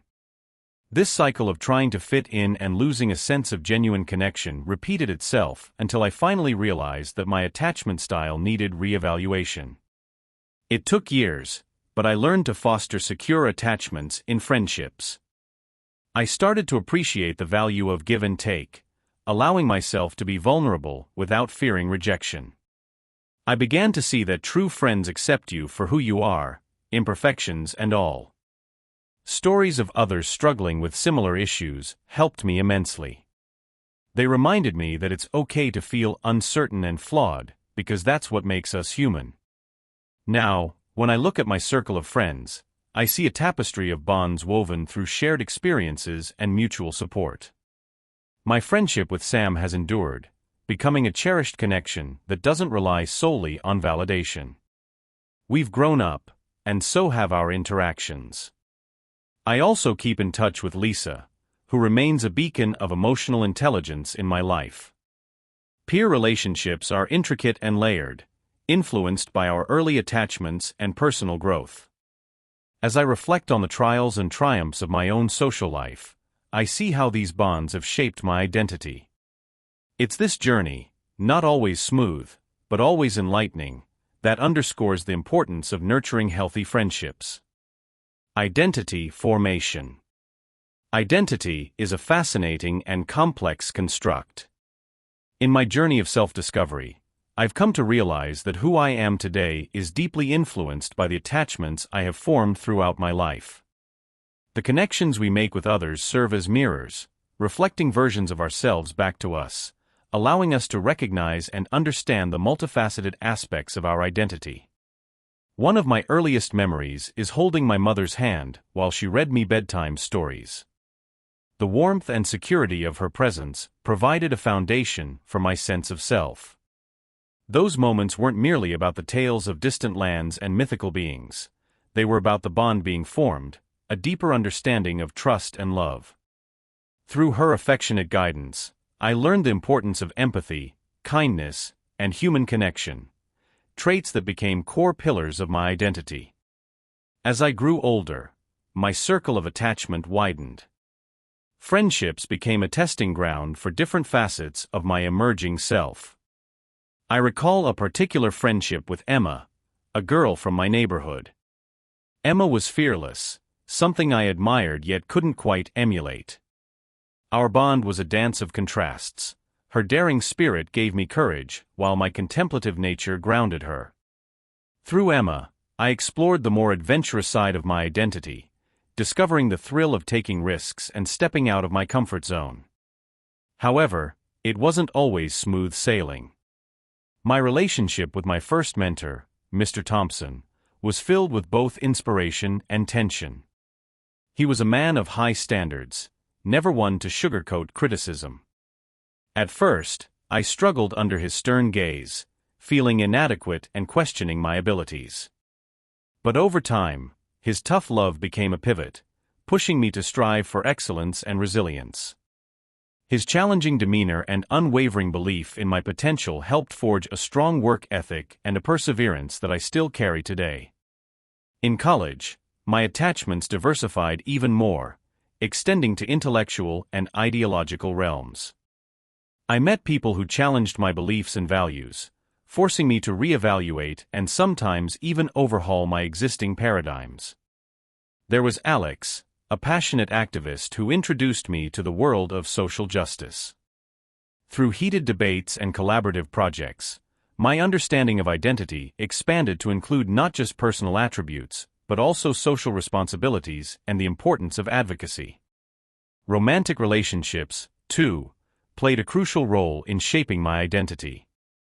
They offered the most intimate form of attachment, revealing vulnerabilities I hadn't known existed. My relationship with Karen was particularly transformative. She saw through my defenses, breaking down the walls I had carefully constructed. In the process, I learned about my capacity for deep emotional connection and the courage it takes to be truly vulnerable.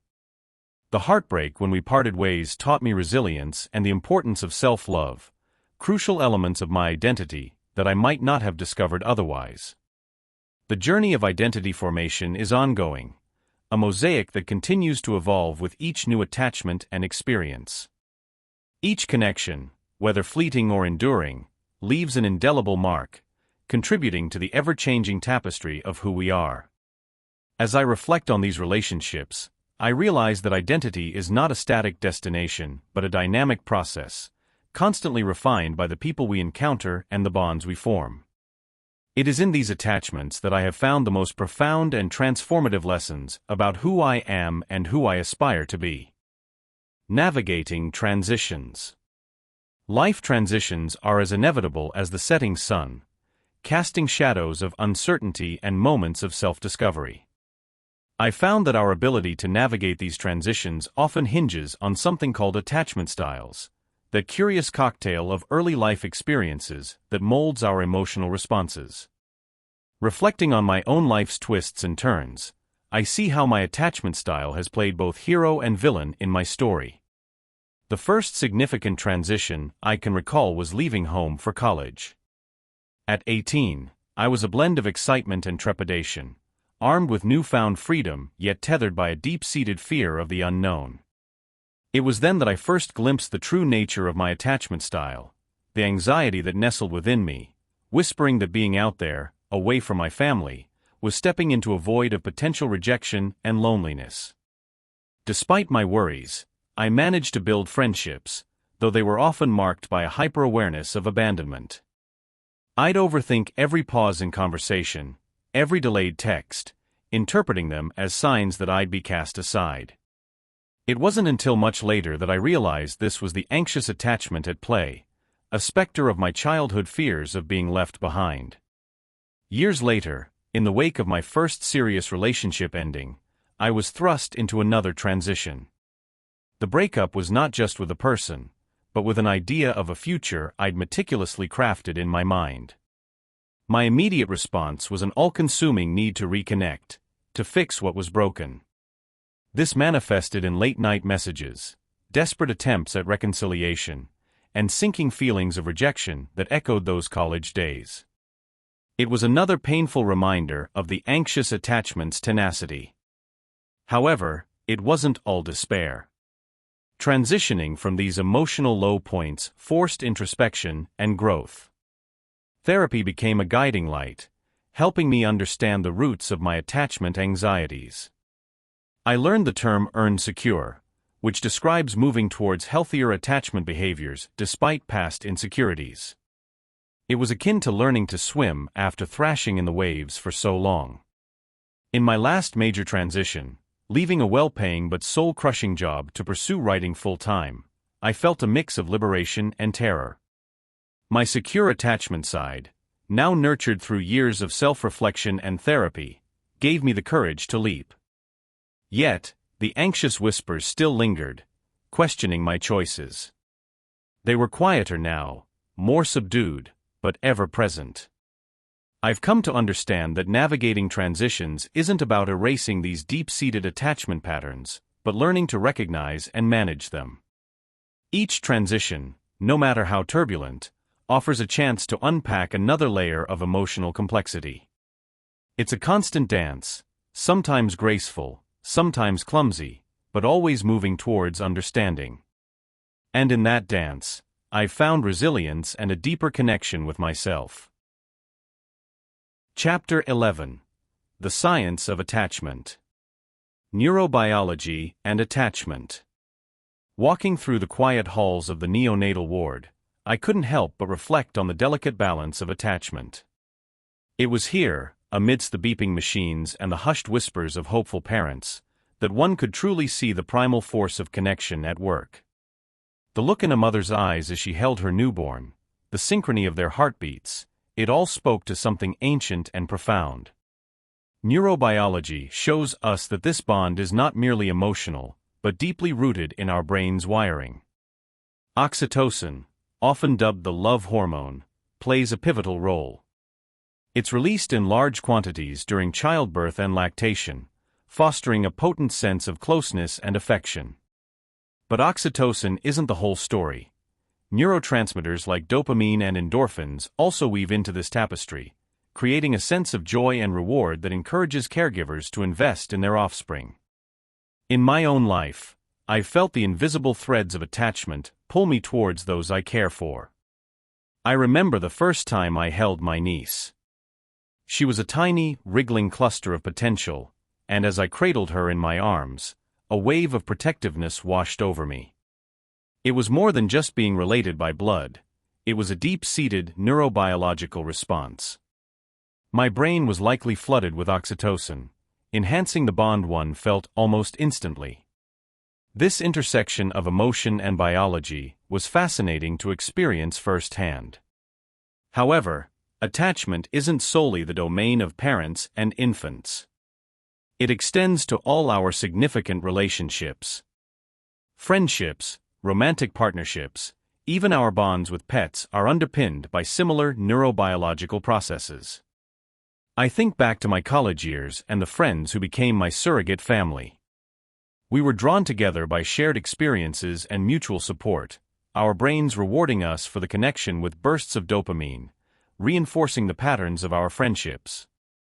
Understanding the neurobiology of attachment adds a layer of appreciation for these relationships. It reveals how our brains are sculpted by the networks we form and the ways we connect with others. It emphasizes that while love and attachment feel deeply personal, they are also universal aspects of the human condition, governed by chemical processes that transcend individual experiences. The implications are profound, suggesting that fostering positive connections can have lasting effects on our mental and emotional well-being. As I stood by the neonatal ward window, watching a new father gently encircle his tiny child in his arms, I felt a sense of wonder. The neurobiology of attachment had brought them to this moment, but the emotions in their eyes spoke of something even more intricate. Each act of bonding creates ripples through our neural pathways, shaping who we are and how we journey through life. And in that intricate dance of neurons and hormones, we find the essence of human connection. Attachment and brain development.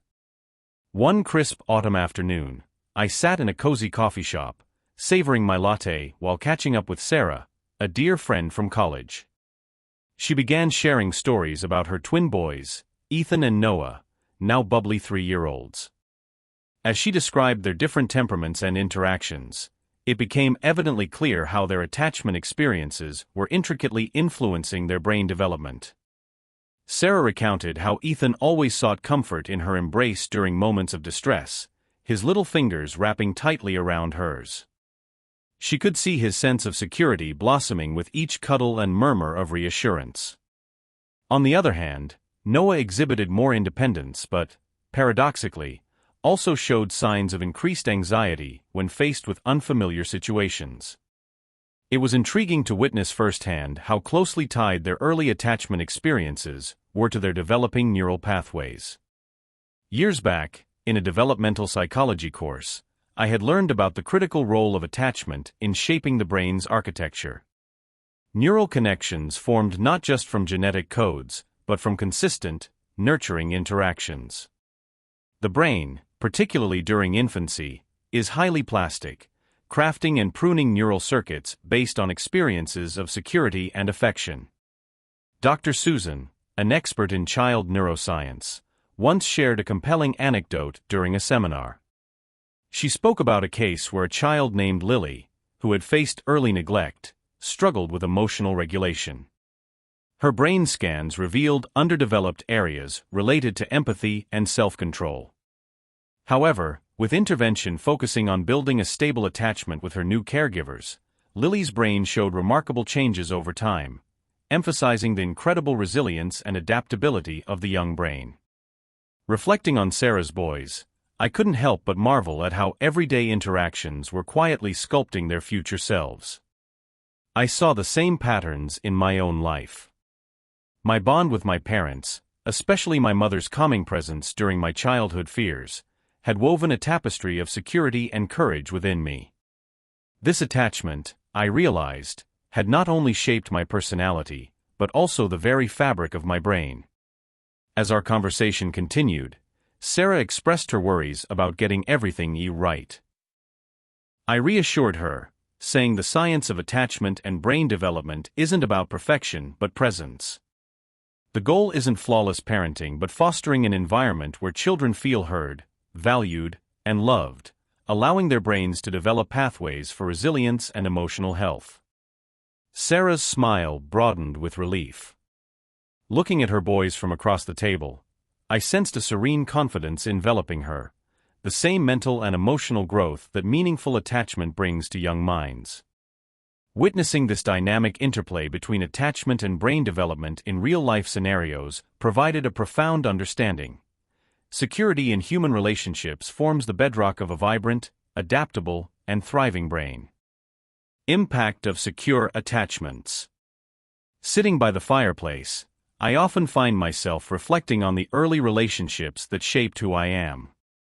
The warmth of the fire reminds me of the warmth of my grandmother's hugs, the security in her voice, and the sense of unwavering support she provided. My parents were busy with their demanding jobs, and it was my grandmother who was the constant in my life. Our bond taught me that love and security could weather any storm. As I navigated through school, I saw firsthand the impact of those early attachments. There was Sarah, a quiet girl in my class, who seemed to carry a cloud of anxiety around her. She confided in me once that her parents were perpetually on the verge of separation, their conflicts leaving her straddling a frail thread of uncertainty. Sarah's experiences were starkly different from mine. She found it hard to trust, often second-guessing her own worth in friendships and academic challenges. In contrast, my secure attachment provided the scaffolding for resilience. Whenever I stumbled, I had a mental repository of encouragement and love to draw from. Whether it was a failed test or a soured friendship, I knew I had a safe haven to return to, the arms of my grandmother, her voice reassuring me that I was capable of overcoming adversity.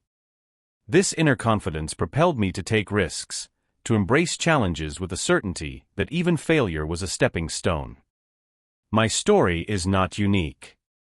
Research substantiates that secure attachments in early life cultivate a strong sense of self and emotional stability. Take, for example, my colleague James. Raised by affectionate and supportive parents, he exudes an air of self-assuredness that is both inspiring and contagious. He attributes his career success to the solid emotional foundation laid by his parents. Facing office deadlines and career crossroads, James draws from an internal well of security that precludes hesitation and fosters decisive action.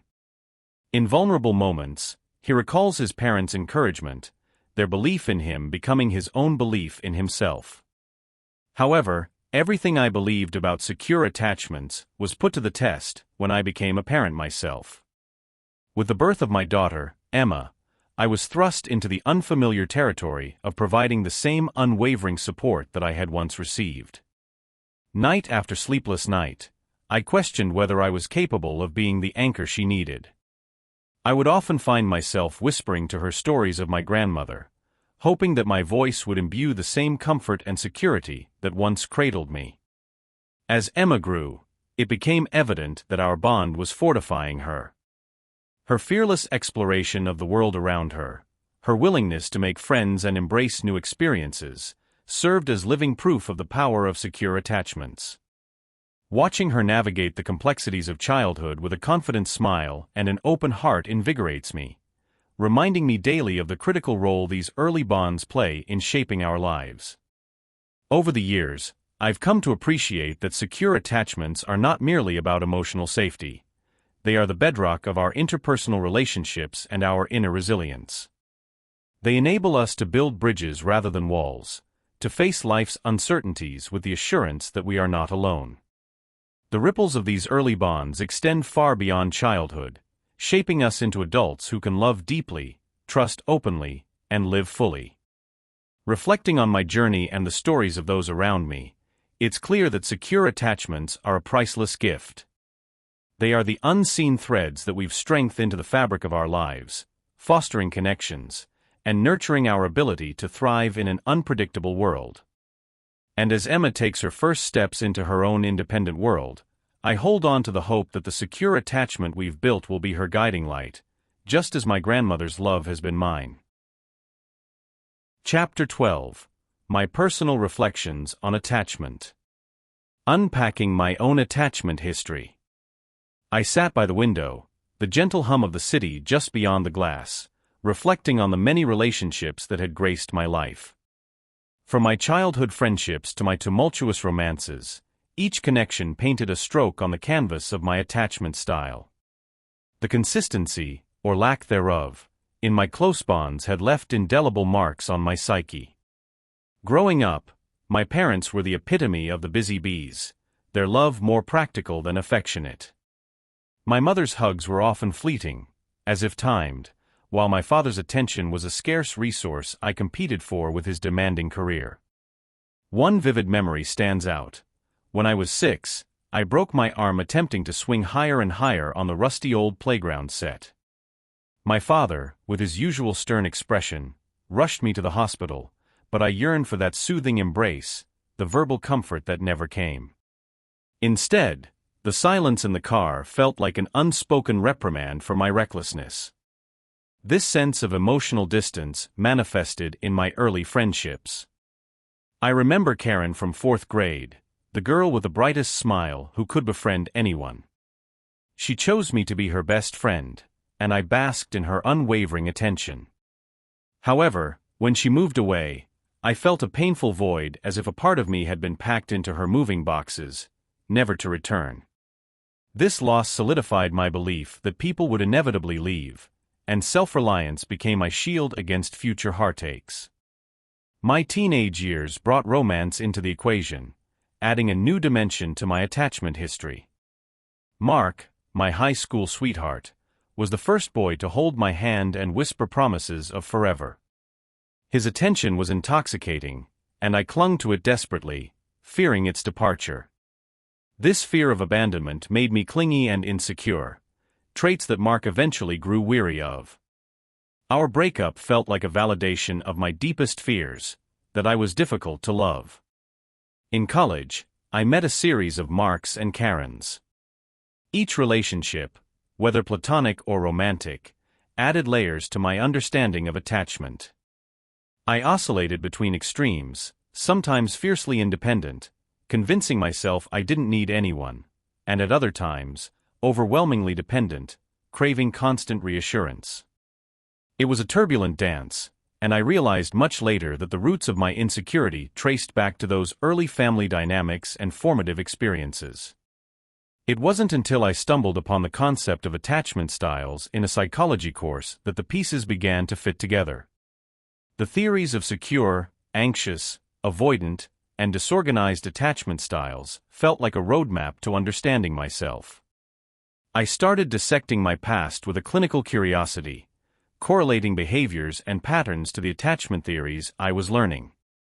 I saw the anxious preoccupation of my teen years, the avoidant attachment of my early adulthood, and the rare glimpses of secure attachment in moments when I felt truly understood and valued. Understanding my attachment history wasn't a cure-all, but a crucial step in breaking the cycle. Therapy became a mirror to my soul, reflecting the deep-seated fears and insecurities I needed to address. I now strive for a balanced attachment style, mindful of how my past influences my present. It's a work in progress, a journey of self-awareness and growth, but knowing the origins of my attachment patterns has empowered me to forge healthier, more fulfilling relationships. Realizing patterns in relationships. It was during one of those sleepless nights that pieces of a puzzle I hadn't realized I was solving began to snap together. I lay there, staring at the ceiling, lost in thought, and a wave of sheer clarity washed over me.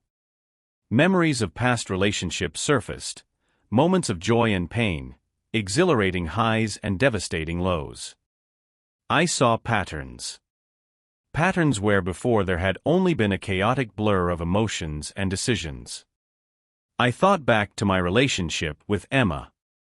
We had met at a friend's party, and it was as if a magnet drew us together. We were inseparable. But about 6 months in, I started feeling that familiar dread. The constant need for reassurance. The anxiety when she didn't text back immediately. And Emma, growing distant, perhaps feeling smothered. It was all too familiar. The same had happened with Julia before her, and Rachel before Julia, an endless cycle. Something clicked. Could this have something to do with me, rather than just bad compatibility with these women? What if there were deeper, underlying factors at play? That's when I stumbled upon attachment theory. Reading about it, I saw myself described in the pages, as if someone had been documenting my relationship history without my knowledge. I learned about the anxious preoccupied attachment style, a profound need for closeness and the fear of abandonment. It was unsettling, yet strangely comforting. There was a reason for the chaos. and perhaps a way to address it. Deciding to dig deeper, I visited a therapist. Our sessions were revealing, peeling back layers I had unknowingly built up over the years. My childhood, marked by instability and unpredictability, had left scars that I carried into adulthood, unknowingly seeking out relationships that mirrored those early experiences. It was painful to confront, but also liberating. Realizing that my relationship patterns were not a result of some broken aspect of myself, but rather a learned response to past trauma, gave me hope.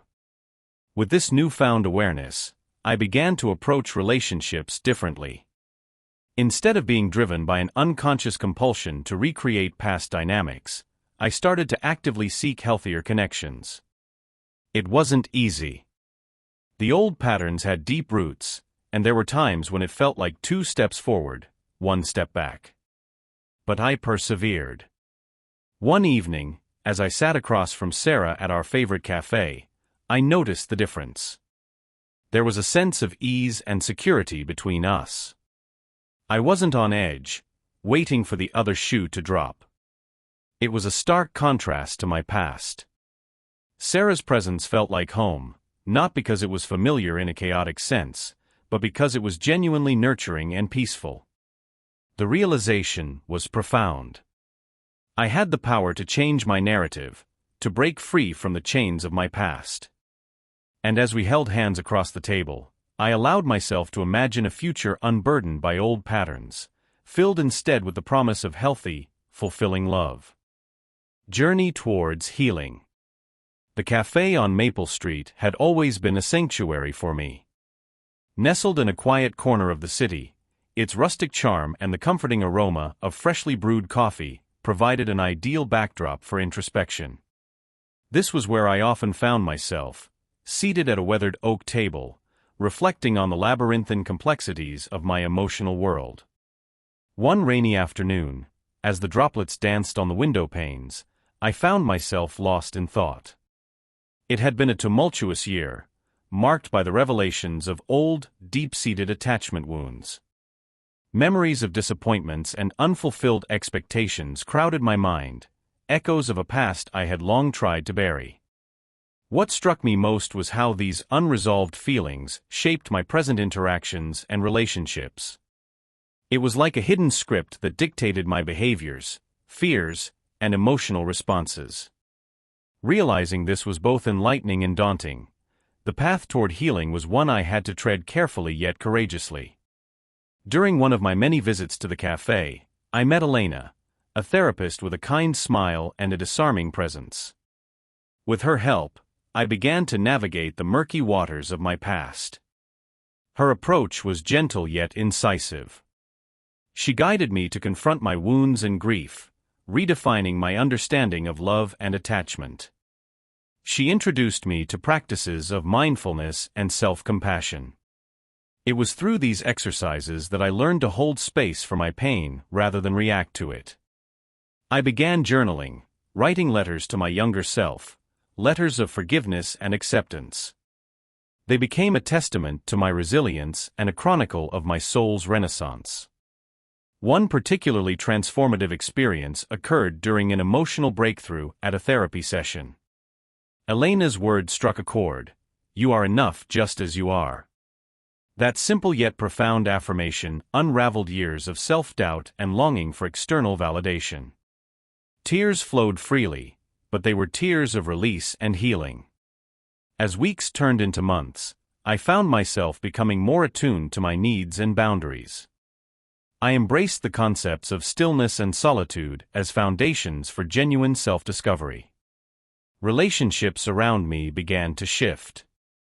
Some bonds strengthened, while others fell away, revealing a newfound authenticity in my connections. One evening, as the sun dipped below the horizon and painted the sky with hues of amber and violet, I sat on my balcony, reflecting on my journey. The path to healing had not been linear, and there were moments of despair, but they were interspersed with glorious epiphanies and small victories. The real turning point came during a reunion with my estranged father. Years of misunderstandings had created a chasm between us. Yet, through my healing journey, I found the courage to initiate an honest conversation. The exchange was raw and poignant, filled with unspoken truths and heartfelt apologies. It was not a closure, but rather a new beginning, a chance to rebuild from the ruins. As I look back on this transformative chapter, I realize that healing is not about erasing the past, but about integrating it into a more grounded and hopeful present. It is an ongoing journey, one that requires vulnerability, patience, and a steadfast commitment to self-compassion. And as I continue to walk this path, I hold on to the belief that every step, no matter how small, brings me closer to wholeness. Chapter 13: Relationship Dynamics and Attachment. Conflict and Attachment. It all started with a conversation in a cozy coffee shop. As I sipped my latte, my friend Jenna delved into a heated argument with her partner, all triggered by a seemingly trivial topic. Watching them, I couldn't help but reflect on my own relationship with conflict and ultimately, with attachment. I remembered the countless times my partner and I had navigated through our differences, each instance leaving a footprint on our journey together. My upbringing shaped my attachment style, much like it does for everyone.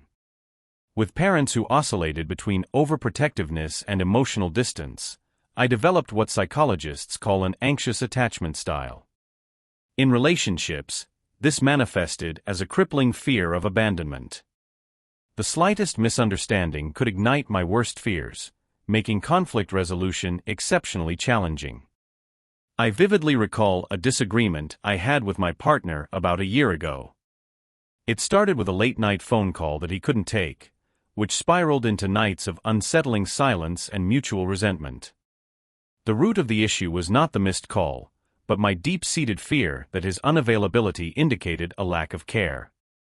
It took days of soul-searching and open conversation to reach a resolution, but not before harsh words had etched scars on our relationship. Jenna, on the other hand, had a different attachment style, avoidant. She grew up in a household where independence was valued above emotional connection. Conflict for her meant retreating, closing off to protect herself from perceived threats. This often left her partner feeling isolated and confused, their attempts to bridge the gap only pushing Jenna further away. Despite our differences, Jenna and I shared a common goal: learning to foster healthier forms of attachment and conflict resolution. We both embarked on personal journeys filled with therapy sessions, self-awareness exercises, and countless books on the topic. I found solace in practices like mindfulness, which allowed me to pause and reflect before reacting impulsively. Jenna learned to lean into discomfort, gradually opening up to her partner during conflicts instead of shutting down. As I looked at Jenna's tear-streaked face across the coffee table, I realized how crucial understanding one's attachment style is in navigating conflicts. It's a continuous journey of exploring one's fears, coping mechanisms, and ultimately, growing towards a healthier and more secure attachment. Encouraging honest and vulnerable conversations can bridge the emotional chasms that often accompany conflicts, fostering stronger and more resilient connections.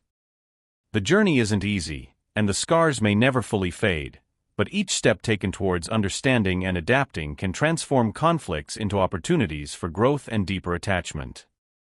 As I left the coffee shop that day, I felt a renewed sense of purpose in my own relationship, determined to approach conflicts with empathy and openness, knowing that it could strengthen the bond one holds so dear.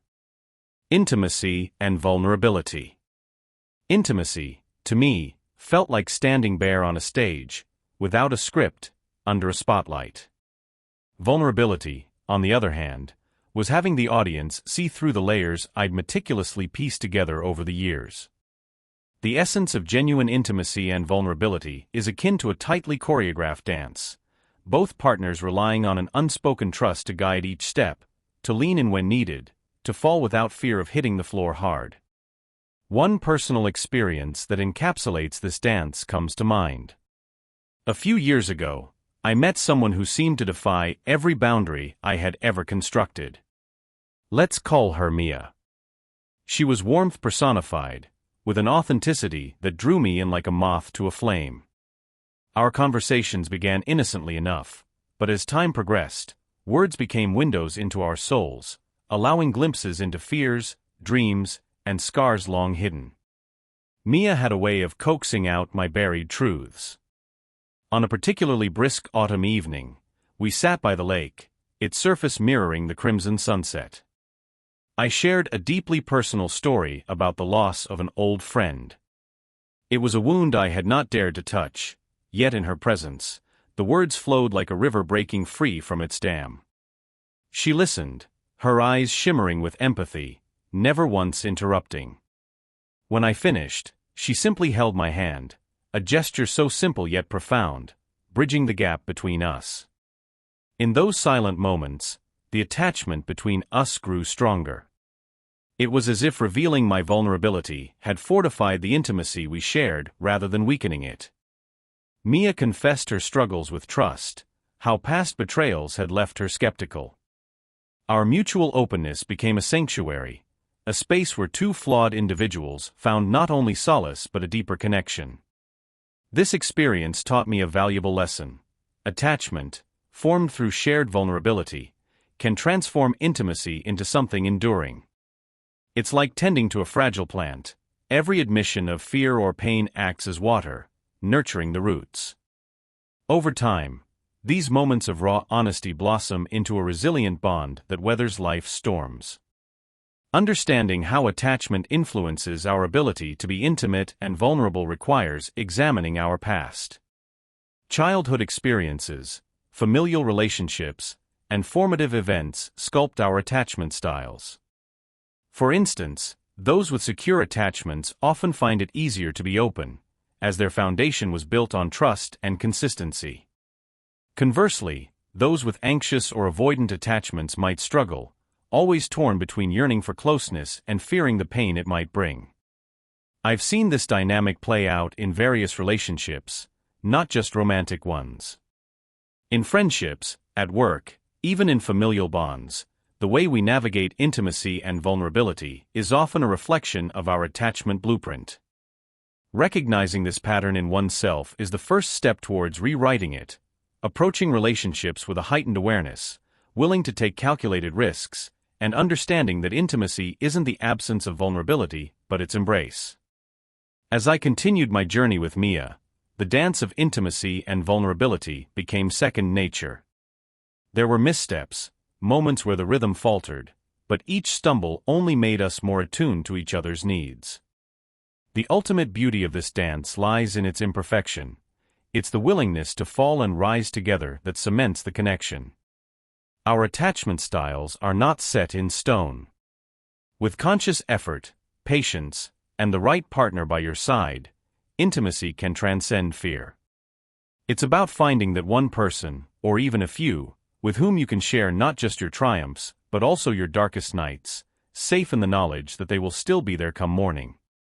The dance of hearts is eternal, and with every step, we write a new chapter, one where intimacy and vulnerability coalesce into an unbreakable bond. Communication in relationships. Walking down the memory lane of my relationships, the common thread connecting the highs and lows has always been the quality of communication. I remember my first serious relationship vividly. We were young, enamored, and awfully naive. We believed that love alone could solve all our problems. But soon, I realized that without open, honest communication, love becomes suffocatingly silent. Our fights were never about the issues at hand. They were about what was left unsaid. Attachment styles played their part too, a concept I only understood much later. He had a dismissive avoidant attachment style, while I leaned towards anxious preoccupied. Our conversations were a minefield. He would shut down every time we needed to talk about something important, and I'd overcompensate by trying to talk even more. It became a vicious cycle. This dynamic not only caused a rift between us, but also made us question our self-worth. It's fascinating how our childhood experiences shape the way we respond to intimacy and how it impacts our communication. Fast forward a few years, as I matured and learned more about myself and others, I encountered Susan, an old college friend. Susan's relationship was my turning point in understanding effective communication. Her secure attachment style brought a sense of calmness and clarity to our conversations. She had a way of expressing herself that invited dialogue rather than defensiveness. Watching her navigate her own relationships with this assertive openness inspired me. I began practicing this with my partner and witnessed an intriguing shift. We started to listen more than we spoke, making space for each other's vulnerabilities without judgment. One evening, we had an argument about holiday plans. In the not-so-distant past, this could have escalated into a Cold War. But this time, we approached it differently. We sat down, expressed our feelings candidly, and truly listened. What we discovered was that our disagreement wasn't about the holidays at all. It was about feeling unheard in our daily lives. This revelation was profound, and it came entirely from communicating openly and without fear. It was like unveiling hidden layers of our relationship, one conversation at a time. In every relation, whether romantic or platonic, communication acts as the bridge that connects hearts and minds.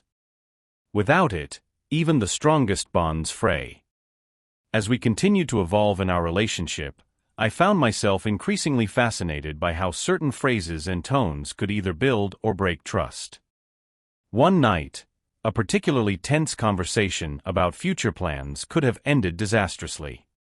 But instead, we paused, breathed, and chose our words carefully. And there, amidst the tension, we uncovered an unspoken fear of change, something that bound us more closely than ever. This journey of understanding and improving communication has not only enriched my relationships, but also my life. Each conversation where we truly connect brings a sense of fulfillment, a testament to the power of words spoken from the heart. This chapter of life, intertwined with communication and attachment, continues to teach me that the language of love is not just about words, but the intention behind them. Chapter 14. Attachment and Personal Growth. Building Secure Foundations. As I settled into the plush armchair of my office, scattered with psychological texts and notes, I couldn't help but reflect on a simpler time. Growing up, my relationship with my parents was a pillar of unshakable security. Their unwavering support and open arms provided me with a kind of strength that shaped my perspective on attachment. This solid foundation, however, wasn't something extraordinary. It was rooted in everyday actions that anyone can emulate to build secure attachments. During my career shift from corporate law to family therapy, I immersed myself in attachment theory. Often, I found myself nodding along with John Bowlby's theories, recognizing pieces of my upbringing reflected in his words. It became evident how the patterns of secure attachment, consistency, emotional availability, and responsiveness were echoed in both theory and my personal experiences. However, it was through my interactions with clients that these concepts truly came to life. One particular session with a young mother, Claire, remains vivid in my memory. She sat across from me, tears welling in her eyes, sharing her struggles with her infant son. Thinking back to my own childhood, I reassured her that perfect parenting wasn't the goal. Instead, fostering a sense of safety and trust was crucial. I shared how my mother consistently met my emotional needs, even during her rough days. It wasn't about grand gestures, but small, consistent acts of love and care. Claire's relief was palpable, and she vowed to focus on being good enough rather than perfect. These real-life examples serve as powerful reminders that building secure attachments starts with being present and emotionally attuned. It's about recognizing when someone you care about needs comfort and being there without hesitation, just as my parents were for me. The journey of building secure foundations is ongoing, embedded in the everyday moments we often overlook. As I continue to navigate through my personal and professional life, I frequently revisit the importance of these secure bonds. They aren't just theoretical frameworks, they are practical, actionable steps we can all take to enrich our relationships. And in doing so, we create an environment where trust and safety flourish, laying down solid foundations for generations to come. Self-compassion and inner work. I remember the first time someone introduced me to the concept of self-compassion. It was during a particularly tumultuous period in my life. My relationships were strained, and an insidious sense of worthlessness had started to creep in. One evening, scrolling through articles online, I stumbled upon something that mentioned self-compassion. My initial reaction was skepticism. For someone conditioned to believe that self-criticism and relentless striving were the keys to success, the idea seemed almost laughably indulgent.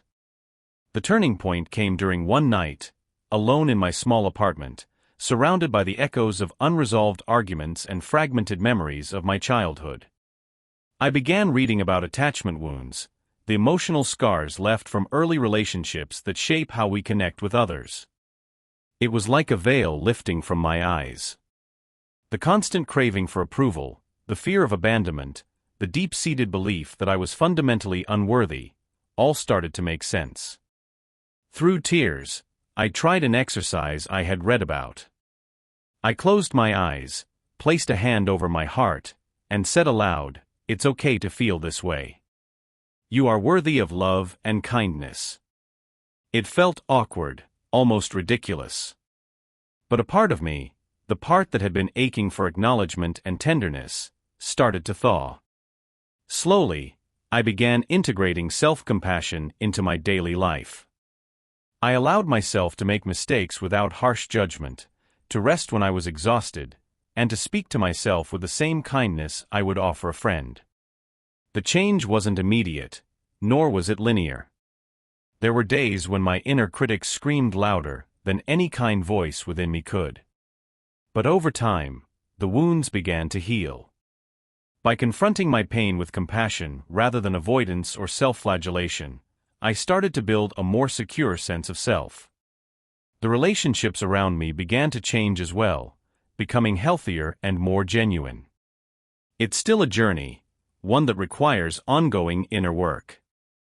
But each moment of self-compassion brings me closer to the person I want to be, a person capable of facing life's challenges with resilience, understanding, and an ever-present sense of kindness towards myself. As I narrate this, I urge anyone reading to embark on this transformative path. Embrace your humanity, flaws and all, with gentle and loving acceptance. There is profound power in being your own ally.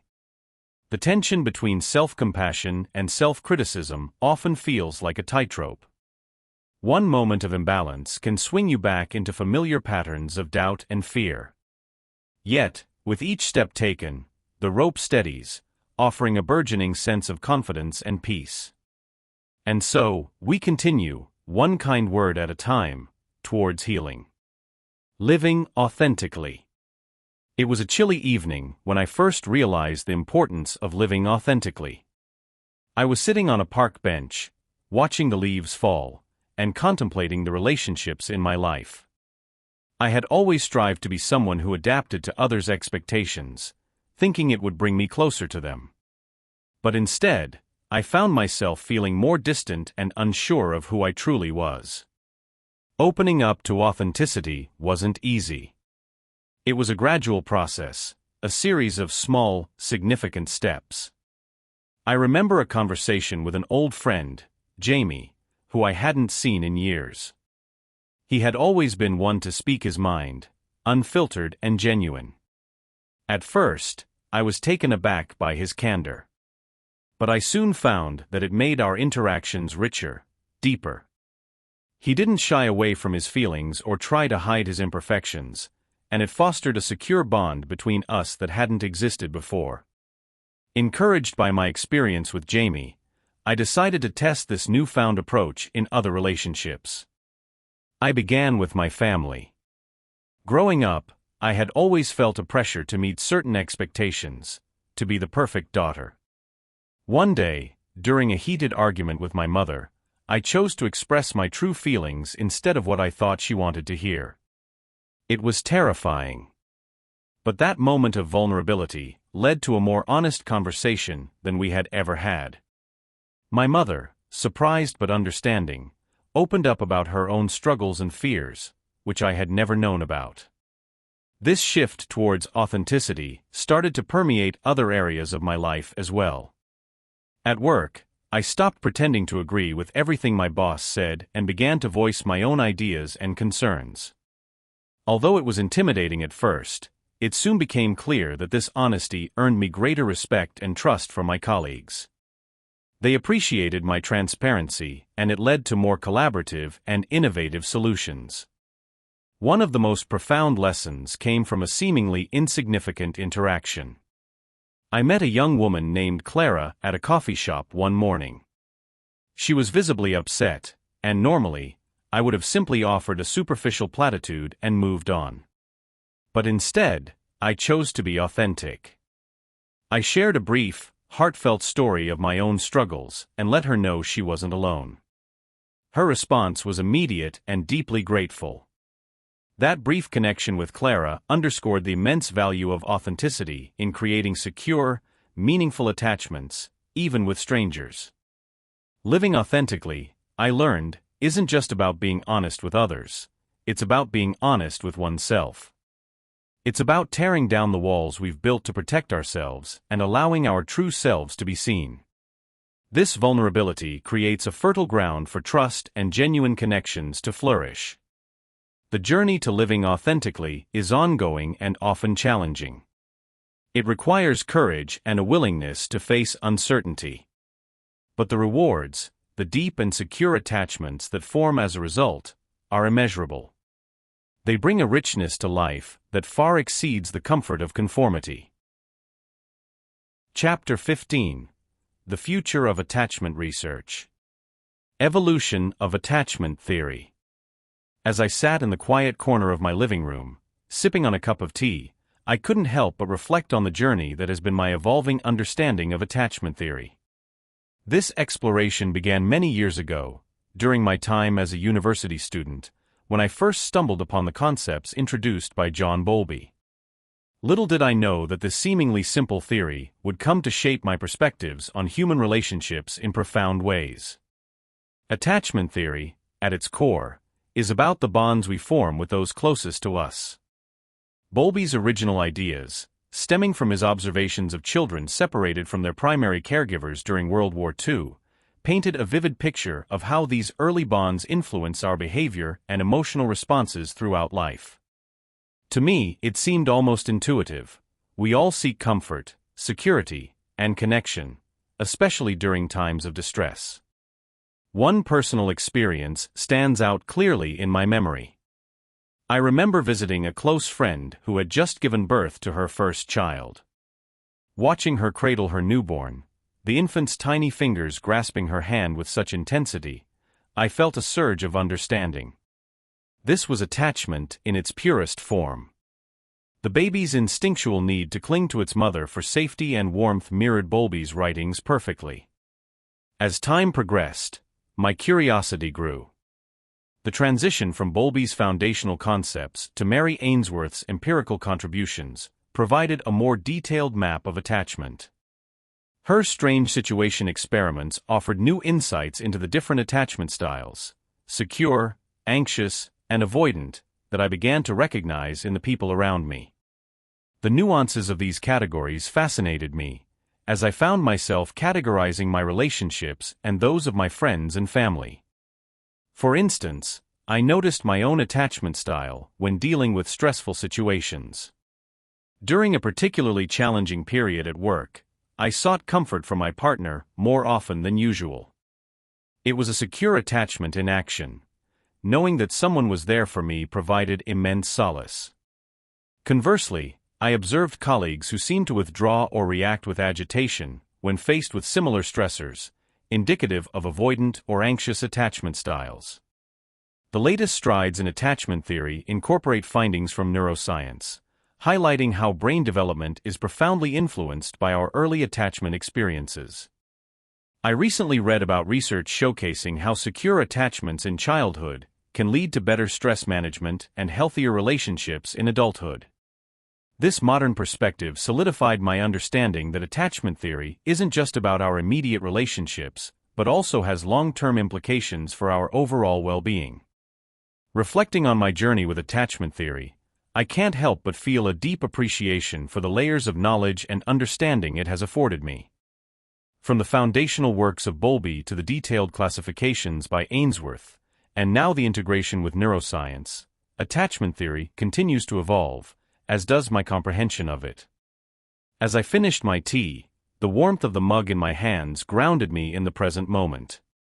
I realized that the evolution of attachment theory mirrors our own evolutionary path.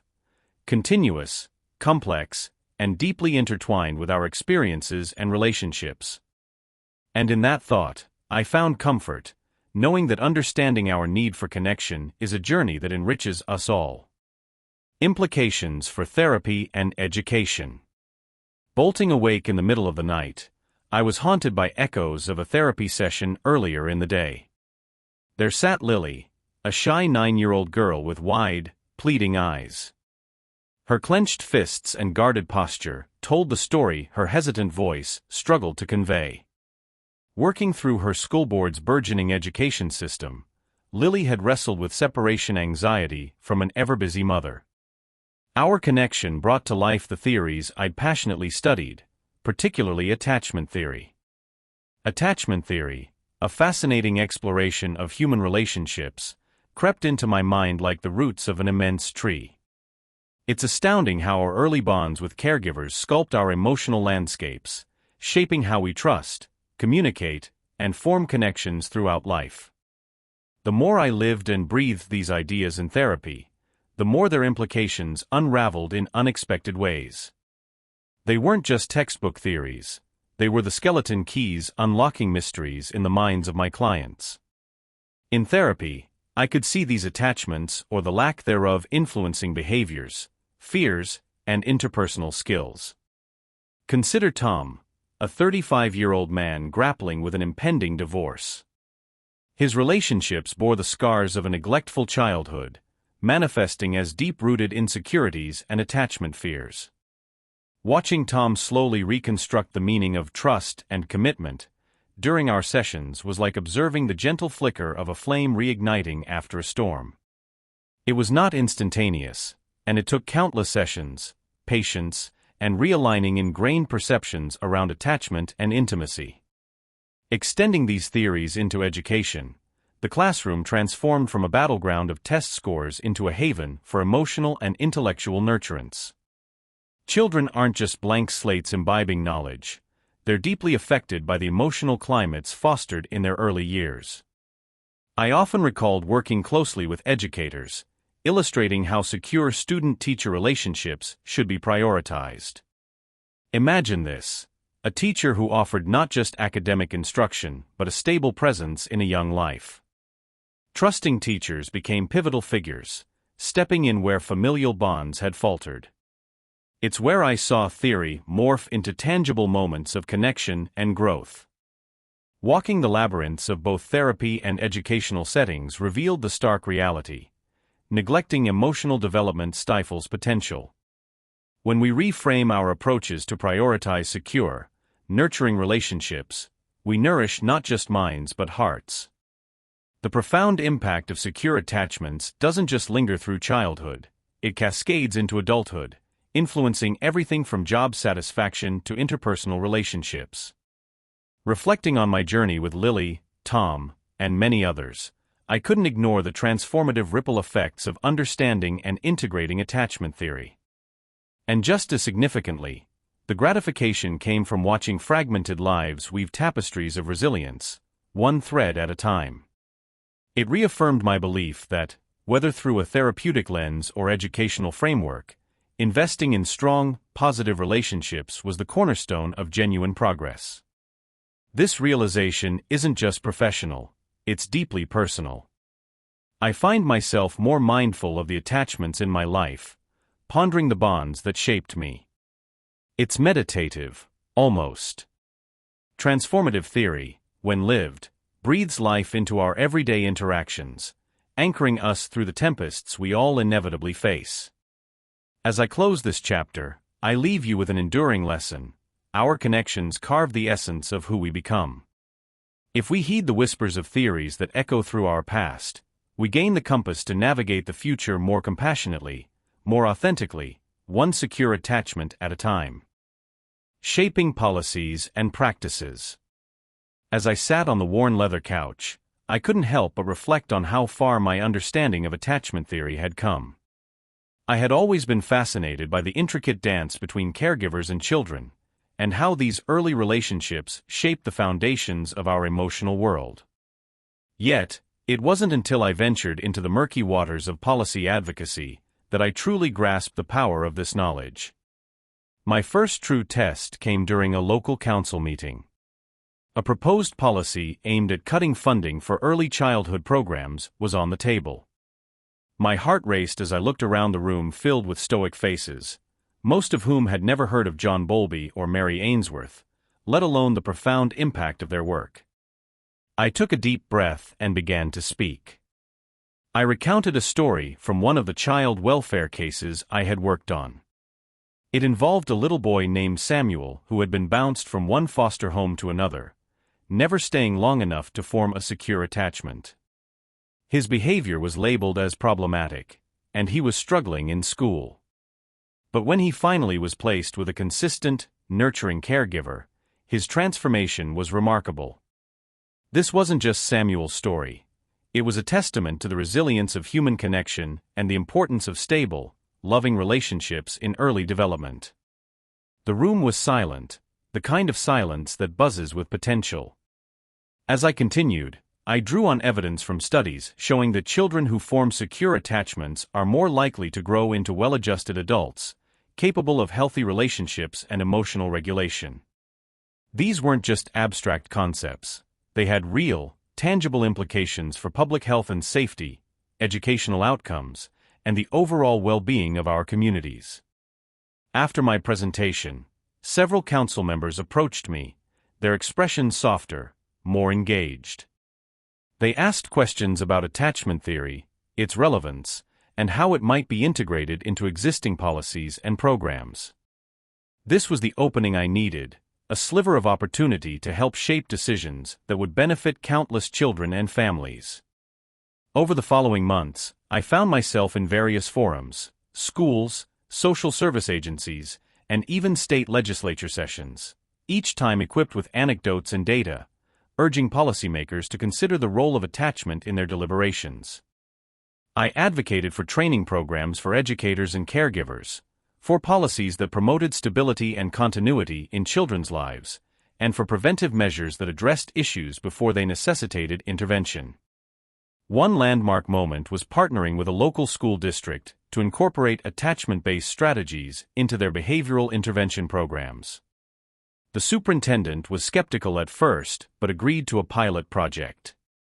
Within a year, disciplinary incidents had dropped, and teachers reported improvements in student behavior and engagement. These successes gave us the leverage to push for broader adoption of attachment-informed policies. Yet, not all battles were easily won.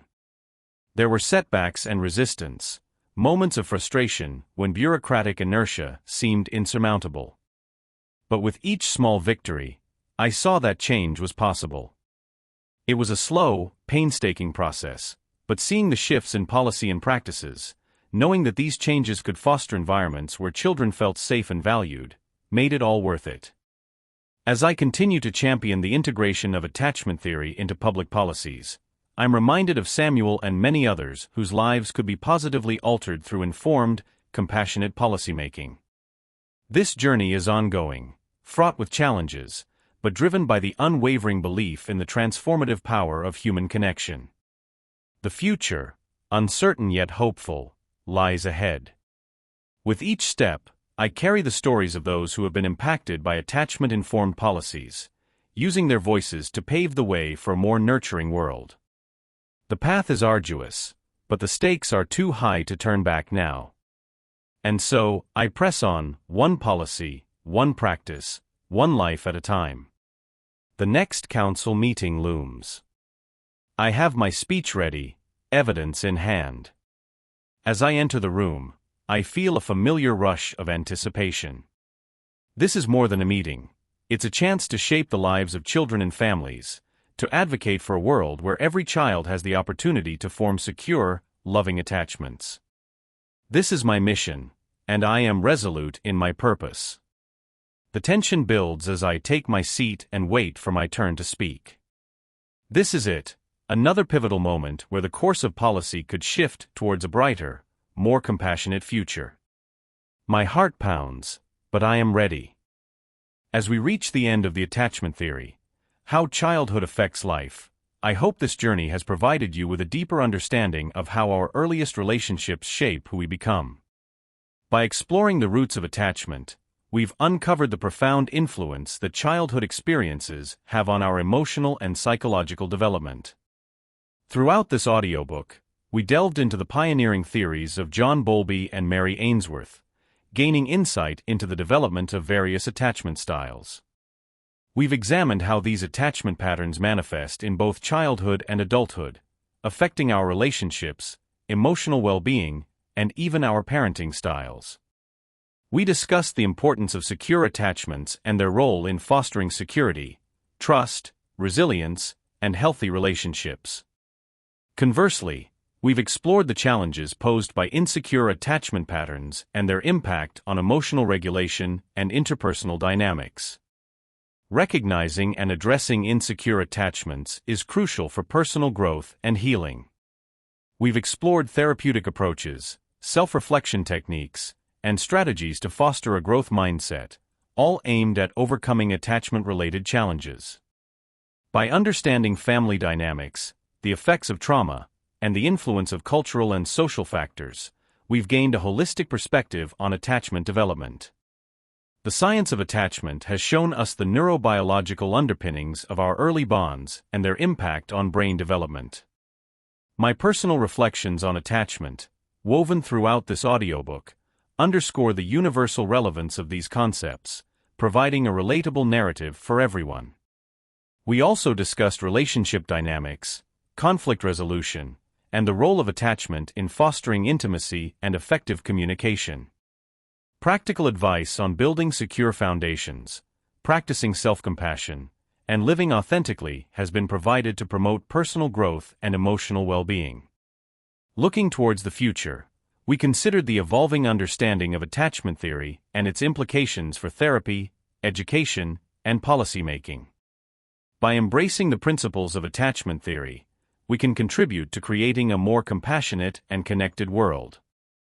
Thank you for joining me on this exploration of attachment theory.